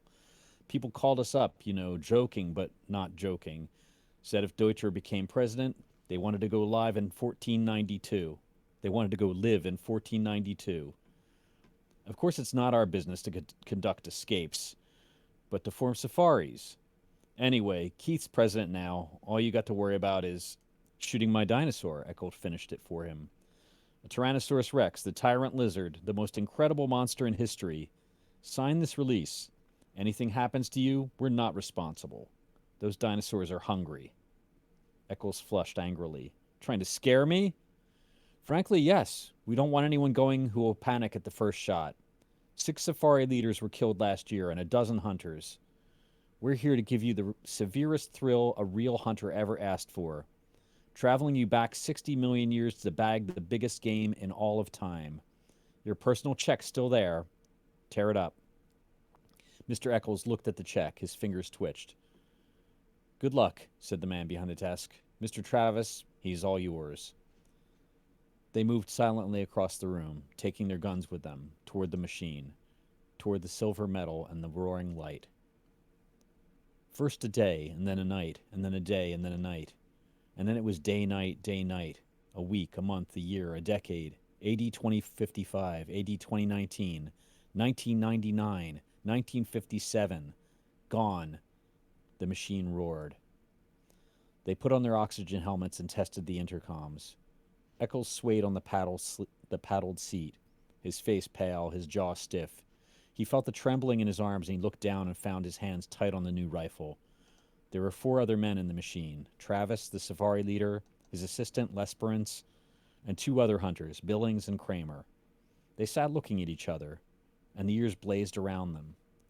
Can these guns get a dinosaur cold? Eccles felt his mouth saying. If you hit them right, said Travis on the helmet radio. Some dinosaurs have 2 brains, one in the head and another one far down the spinal column. We stay away from those. That's stretching luck. Put your first 2 shots into the eyes, if you can. Blind them, and go back into the brain. The machine howled. Time was a film run backward. Suns fled, and 10 million moons fled after them. Think, said Eccles. Every hunter that ever lived would envy us today. This makes Africa seem like Illinois. The machine slowed. Its scream fell to a murmur. The machine stopped. The sun stopped in the sky. The fog that had enveloped the machine blew away, and they were in an old time, a very old time indeed. 3 hunters and 2 safari heads with their blue metal guns across their knees. Christ isn't born yet, said Travis. Moses has not gone to the mountain to talk with God. The pyramids are still in the earth, waiting to be cut out and put up. Remember that. Alexander, Caesar, Napoleon, Hitler, none of them exists. The man nodded. That, Mr. Travis pointed, is the jungle of 60,002,055 years before President Keith. He indicated a metal path that struck off into the green wilderness, over a steaming swamp among giant ferns and palms. And that, he said, is the path laid by Time Safari for your use. It floats 6 inches above the earth. Don't touch us so much as one grass blade, flower, or tree. It's an anti-gravity metal. Its purpose is to keep you from touching this world of the past in any way. Stay on the path. Don't go off it. I repeat, do not go off for any reason. If you fall off, there's a penalty. And don't shoot any animal we don't okay. Why? Asked Eccles. They sat in the ancient wilderness. Far birds' cries blew on a wind, and the smell of tar and an old sea salt, moist grasses and flowers the color of blood. We don't want to change the future. We don't belong here in the past. The government doesn't like us here. We have to pay big graft to keep our franchise. A time machine is finicky business. Not knowing it, we might kill an important animal, a small bird, a roach, a flower even, thus destroying an important link in a growing species. That's not clear, said Eccles. All right, Travis continued. Say we accidentally kill one mouse here. That means all future families of this one particular mouse are destroyed, right? Right. And all the families of the families and of the families of that one mouse. With a stamp of your foot, you annihilate first one, then a dozen, then 1,000, a million, a billion possible mice. So they're dead, said Eccles. So what? So what? Travis snorted quietly. Well, what about the foxes that'll need those mice to survive? For want of 10 mice, a fox dies. For want of 10 foxes, a lion starves. For want of a lion, all manner of insects, vultures, infinite billions of life forms are thrown into chaos and destruction. Eventually, it all boils down to this. 59 million years later, a caveman, one of a dozen on the entire world, goes hunting wild boar or saber-toothed tiger for food. But you, friend, have stepped on all the tigers in that region by stepping on one single mouse. So this caveman starves. And the caveman, please note, is not just any expendable man. No, he's an entire future nation. From his loins would have sprung 10 sons. From their loins 100 sons, and thus onward to a civilization. Destroy this one man, and you destroy a race, a people, an entire history of life. It is comparable to slaying some of Adam's grandchildren. The stomp of your foot on one mouse could start an earthquake, the effects of which could shake our earth and destinies down through time to their very foundations. With the death of that one caveman, a billion others yet unborn are throttled in the womb. Perhaps Rome never rises on its 7 hills. Perhaps Europe is forever a dark forest, and only Asia waxes healthy and teeming. Step on a mouse and you crush the pyramids. Step on a mouse and you leave your print, like the Grand Canyon across eternity. Queen Elizabeth might never be born. Washington might not cross the Delaware. There might never be a United States at all. So be careful, stay on the path, never step off. I see, said Eccles. Then it wouldn't pay for us to even touch the grass. Correct, crushing certain plants could add up infinitesimally. A little error here would multiply in 60 million years, all out of proportion. Of course, maybe our theory is wrong. Maybe time can't be changed by us. Or maybe it can be changed, but only in little subtle ways. A dead mouse here makes an insect imbalance there, a population disproportion later, a bad harvest further on, a depression, mass starvation, and finally a change in social temperament in far-flung countries. Something much more subtle like that. Perhaps only a soft breath, a whisper, a hair, pollen in the air, such a slight change that unless you looked close, you wouldn't see it. Who knows? Who really can say he knows? We don't know. We're guessing. But until we do know for certain whether our messing around in time can make a big roar or a little rustle in history, we're being careful. This machine, this path, your clothing and bodies were sterilized, as you know, before the journey. We wear these oxygen helmets so we can't introduce our bacteria into an ancient atmosphere. How do we know which animals to shoot? They're marked with red paint, said Travis. Today, before our journey, we'd sent Lesperance here back with the machine. He came to this particular era and followed certain animals. Studying them? Right, said Lesperance. I tracked them through their entire existence, noting which of them lives longest. Very few. How many times they mate? Not often. Life's short. When I find one that's going to die when a tree falls on him, or one that drowns in a tar pit, I note the exact hour, minute, and second. I shoot a paint bomb. It leaves a red patch on his side. We can't miss it. Then I correlate our arrival in the past so that we meet the monster not more than 2 minutes before he would have died anyway. This way, we kill only animals with no future, that are never going to mate again. You see how careful we are? But if you came back this morning in time, said Eccles eagerly, you must have bumped into us, our safari. How did it turn out? Was it successful? Did all of us get through alive? Travis and Lesperance gave each other a look. That'd be a paradox, said the latter. Time doesn't permit that sort of mess. A man meeting himself? When such occasions threaten, time steps aside, like an airplane hitting an air pocket. You felt the machine jump before we stopped? That was just us passing ourselves on the way back from the future. Our way back to the future. We saw nothing. There's no way of telling if this expedition was a success, if we got our monster, or whether all of us, meaning you, Mr. Eccles, got out alive. Eccles smiled palely. Cut that, said Travis sharply. Everyone on his feet. They were ready to leave the machine. The jungle was high, and the jungle was broad, and the jungle was the entire world forever and ever. Sounds like music, sounds like flying tents filled the sky, and those were pterodactyls soaring with cavernous gray wings, gigantic bats out of delirium and night fever. Eccles balanced on the narrow path, aimed his rifle playfully. Stop that, said Travis. Don't even aim for him. Don't even aim for fun, blast you. If your guns should go off, Eccles flushed. Where's our Tyrannosaurus? Lesperance checked his wristwatch. Up ahead. We'll bisect his trail in 60 seconds. Look for the red paint. Don't shoot till we give the word. Stay on the path. Stay on the path. They moved forward in the wind of moaning. They moved forward in the wind of mourning. Strange, murmured Eccles. Up ahead, 60 million years, election day over, Keith made president, everyone's celebrating, and here we are 1 million years lost, and they don't exist. The things we worried about for months, a lifetime, not even born out of or thought of yet. Safety catches off, everyone, ordered Travis. You, first shot, Eccles. Second Billings, third Kramer. I've hunted tiger, wild boar, buffalo, elephant, but now this is it, said Eccles. I'm shaking like a kid. Ah, said Travis. Everyone stopped. Travis raised his hand. Ahead, he whispered. In the mist. There he is. There's his royal majesty now. The jungle was wide and full of twitterings, rustlings, murmurs, and sighs.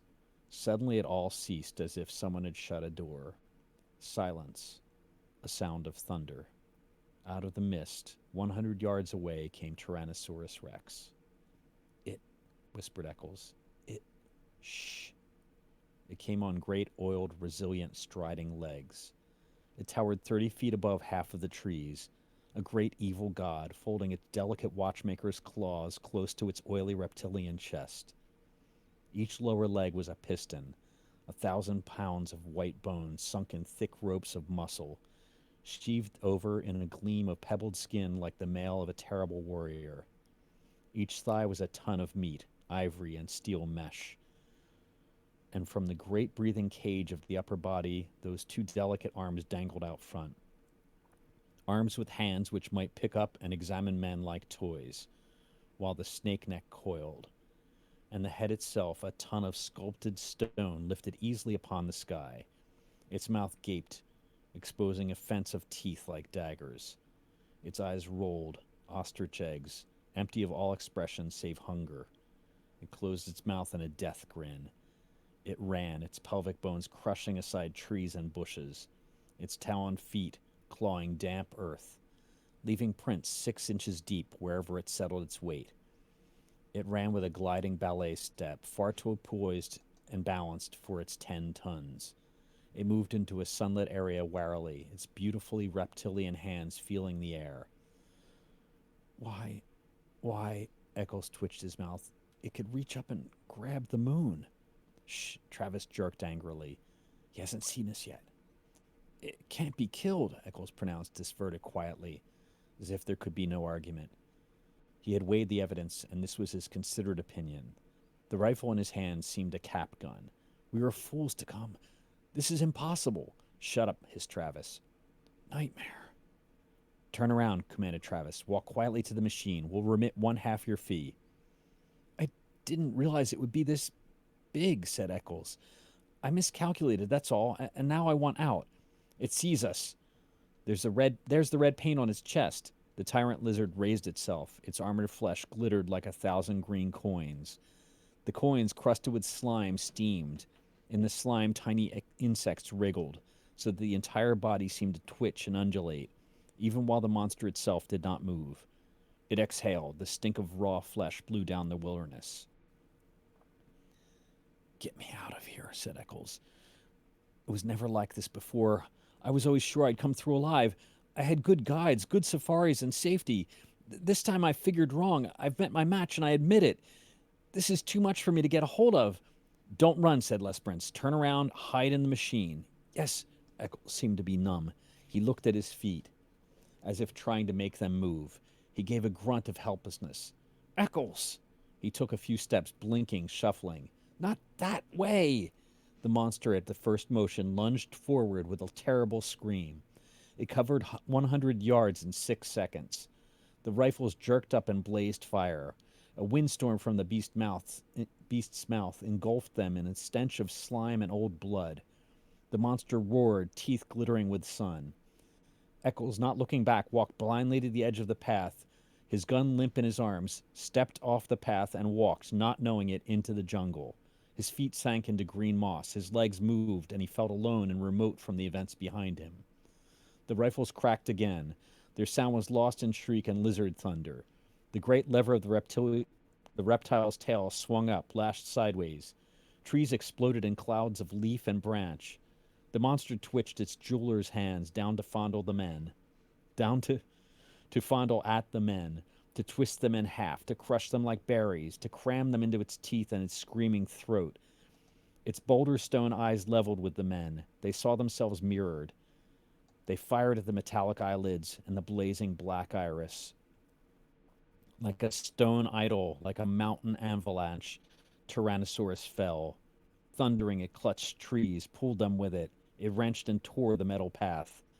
The men flung themselves back and away. The body hit 10 tons of cold flesh and stone. The guns fired. The monster lashed its armored tail from its throat. The monster lashed its armored tail, twitched its snake jaws, and lay still. A fountain of blood spurted from its throat. Somewhere inside, a sack of fluids burst. Sickening gushes drenched the hunters. They stood red and glistening. The thunder faded. The jungle was silent, and the avalanche a green peace. After the nightmare morning, Billings and Kramer sat on the pathway and threw up. Travis and Lesbrance stood with smoking rifles, cursing steadily. In the time machine, on his face, Eccles lay shivering. He had found his way back to the path, climbed into the machine. Travis came walking, glanced at Eccles, took cotton gauze from a metal box, and returned to the others who were sitting on the path. Clean up. They wiped the blood from their helmets. They began to curse, too. The monster lay, a hill of solid flesh. Within, you could hear the sighs and murmurs as the furthest chambers of it died. The organs malfunctioning, liquids running a final instant from pocket to sac to spleen. Everything shutting off, closing up forever. It was like standing by a wrecked locomotive or a steam shovel at quitting time. All valves being released or levered tight. Bones cracked.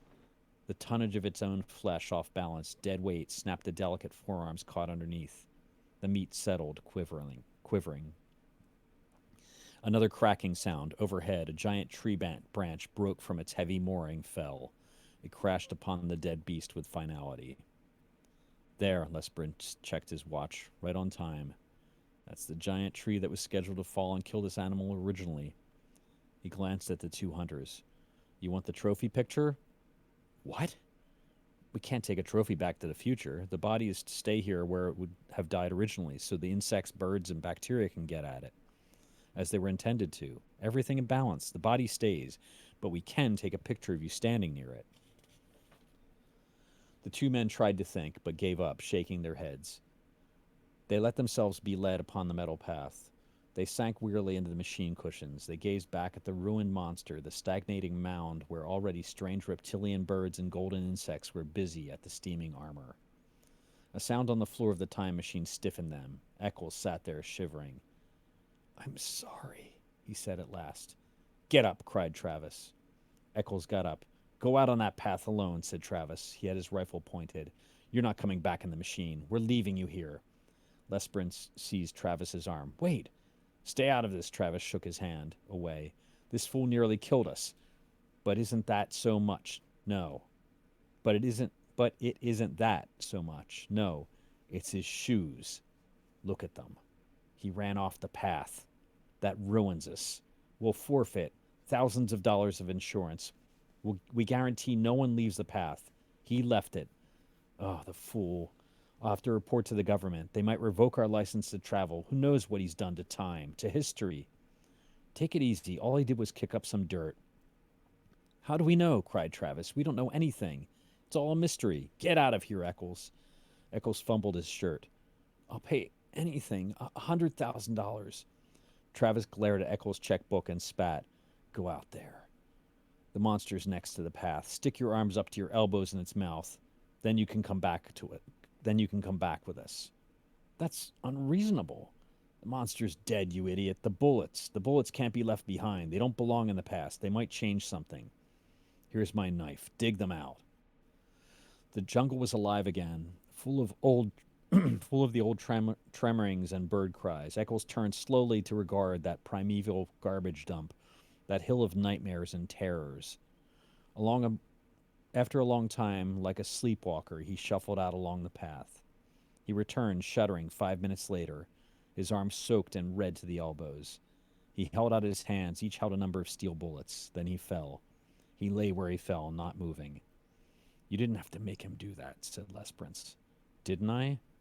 It's too early to tell. Travis nudged the still body. He'll live.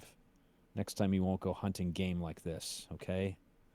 He jerked his thumb wearily at Lesbrun. Switch on, let's go home. 1492, 1776, 1812. They cleaned their hands and faces. They changed their caking shirts and pants. Eccles was up and around again, not speaking. Travis glared at him for a full 10 minutes. Don't look at me, cried Eccles. I haven't done anything. Who can tell? Just ran off the path, that's all. A little mud on my shoes. What do you want me to do? Get down and pray? We might need it. I'm warning you, Eccles. I might kill you yet. I've got my gun ready. I'm innocent. I've done nothing. 1999, 2000, 2055. The machine stopped. Get out, said Travis. The room was there as they had left it, but not the same as they had left it. The man sat behind the same desk, but the same man did not quite sit behind the same desk. Travis looked around swiftly. Everything here okay? He snapped. Fine, welcome home.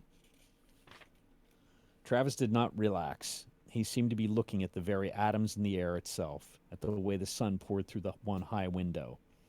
Okay, Eccles, get out. Don't ever come back. Eccles could not move. You heard me, said Travis. What are you staring at? Eccles stood smelling of the air, and there was a thing to the air, a chemical taint so subtle, so slight, that only a faint cry of his subliminal senses warned him it was there.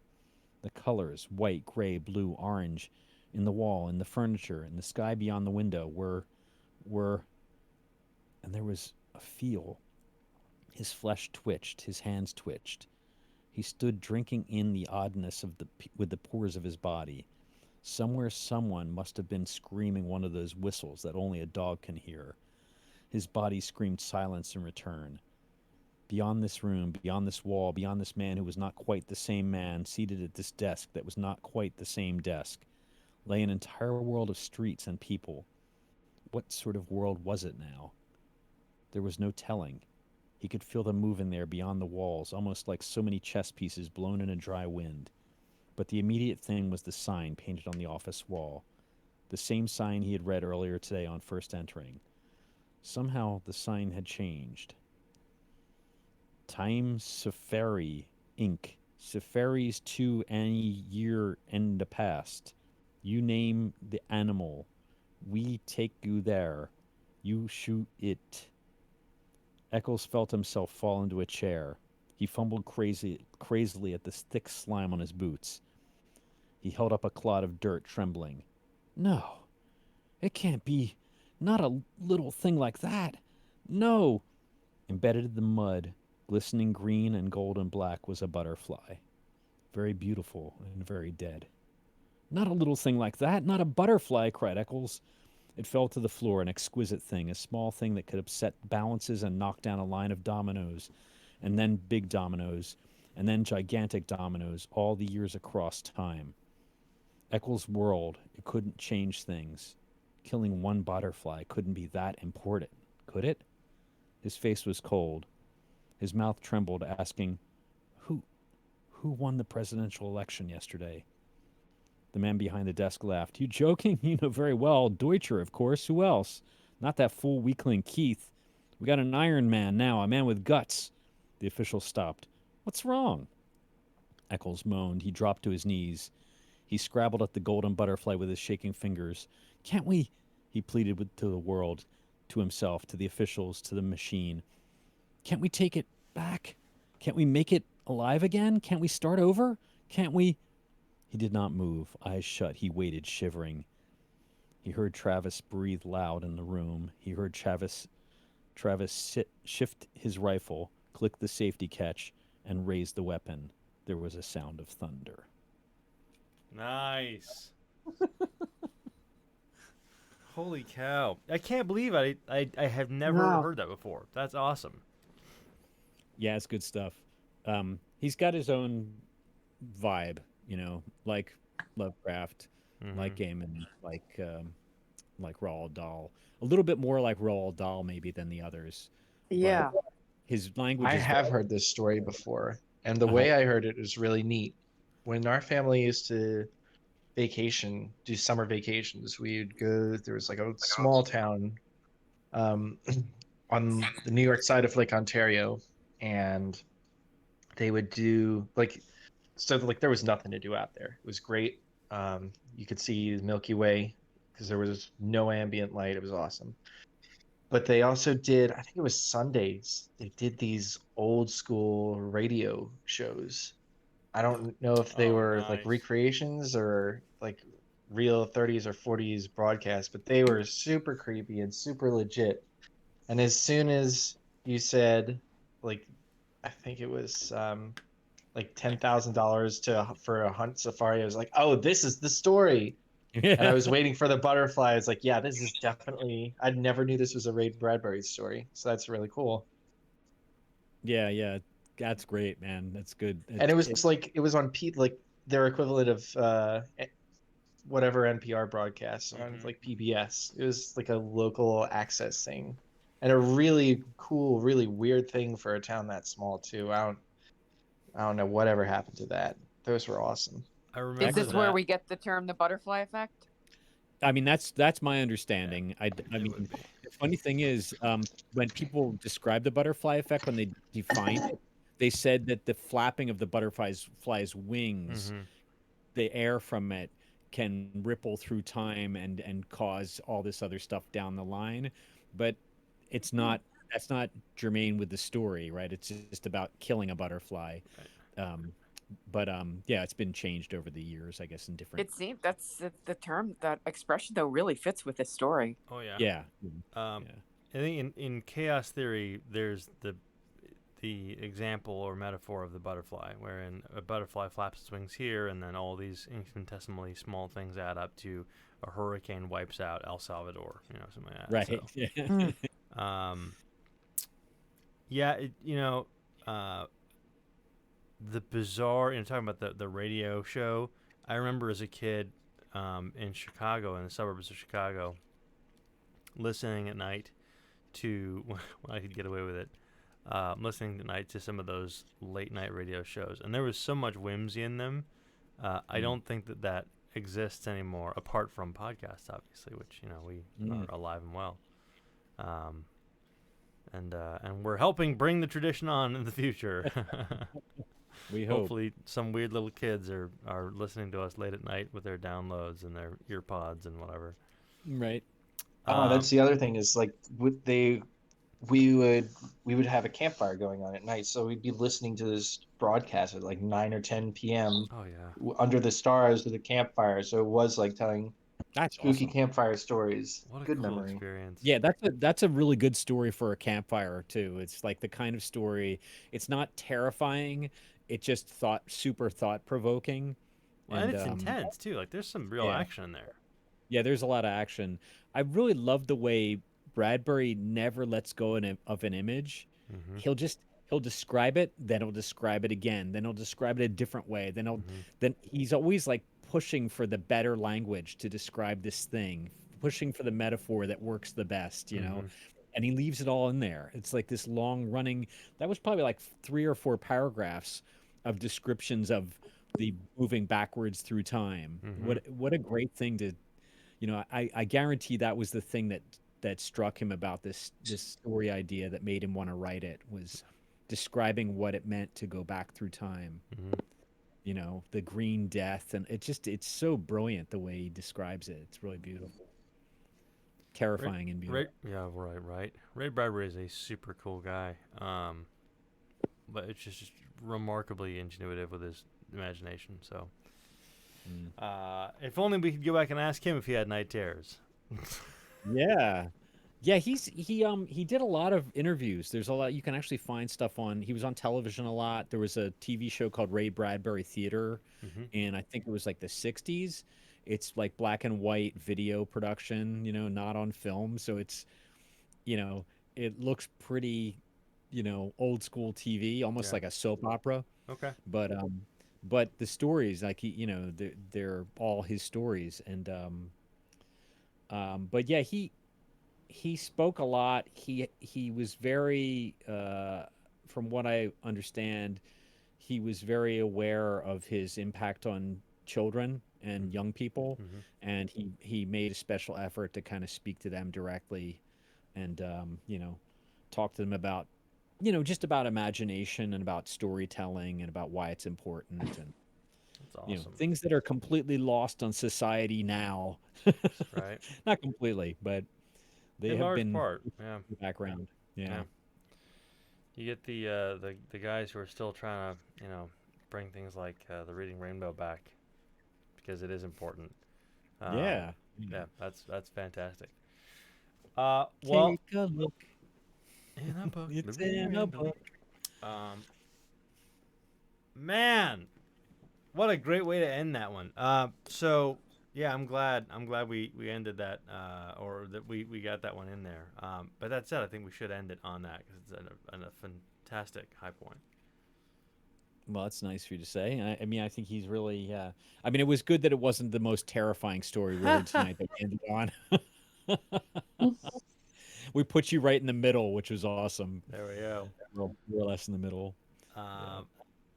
It's like my wife does. We'll watch something super creepy, and she's like, "Okay, and now I need to go watch something like stupid people hitting each other in the balls, because I cannot go to sleep with this thing." Yeah, we do that all the time. Yep.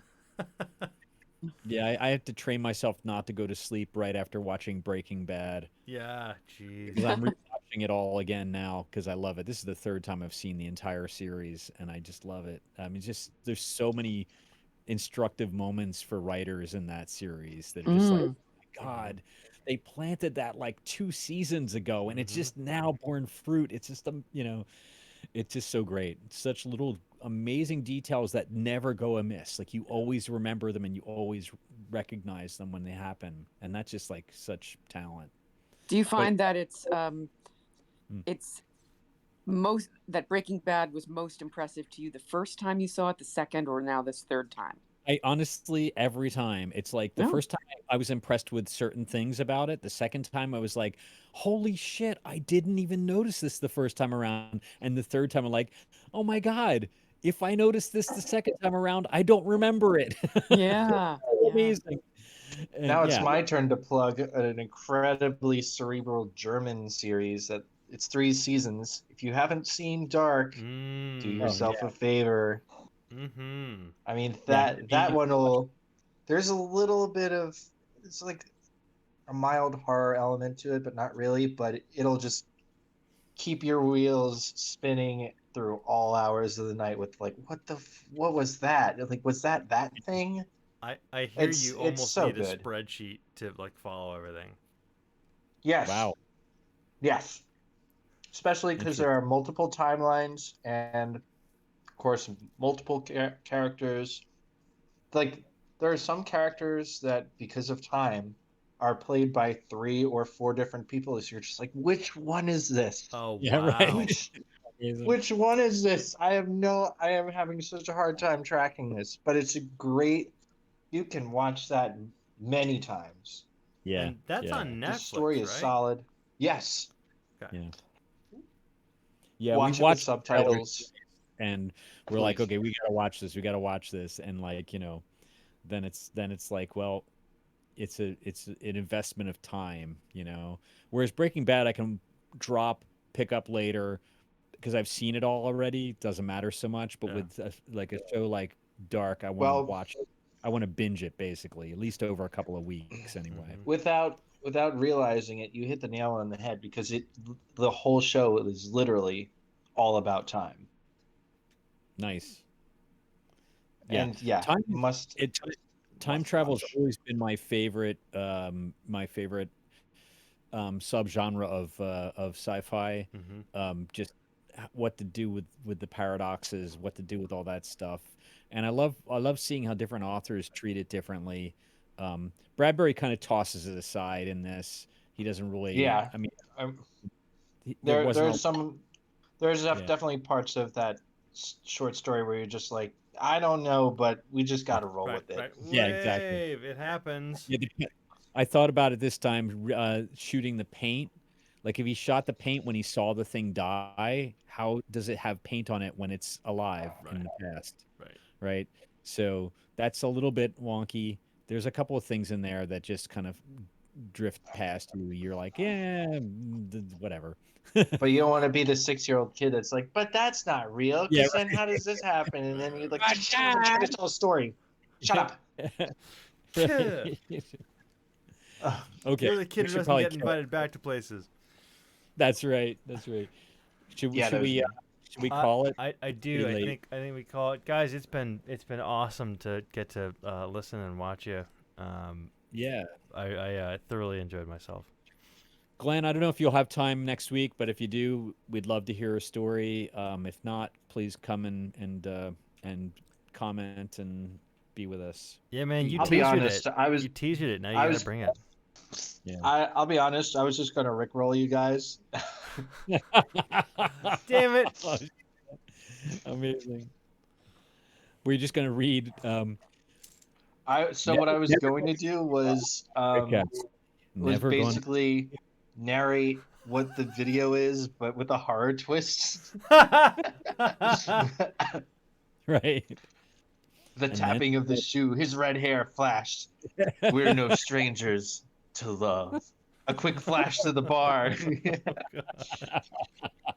The last words were, never going to let you down. Or something stupid like that. I don't I know. love it. I love it. Microfiction. That's beautiful. But I was too hungry. I needed to make dinner. I was like, I can't commit to this. Too much Yeah. effort. Right. I had a long day. All right, on. We sincerely hope that you will come and you'll read something next week, because next Yeah, week and we are Amanda going to dropped have back another in. one. Yeah, and yeah. Go ahead.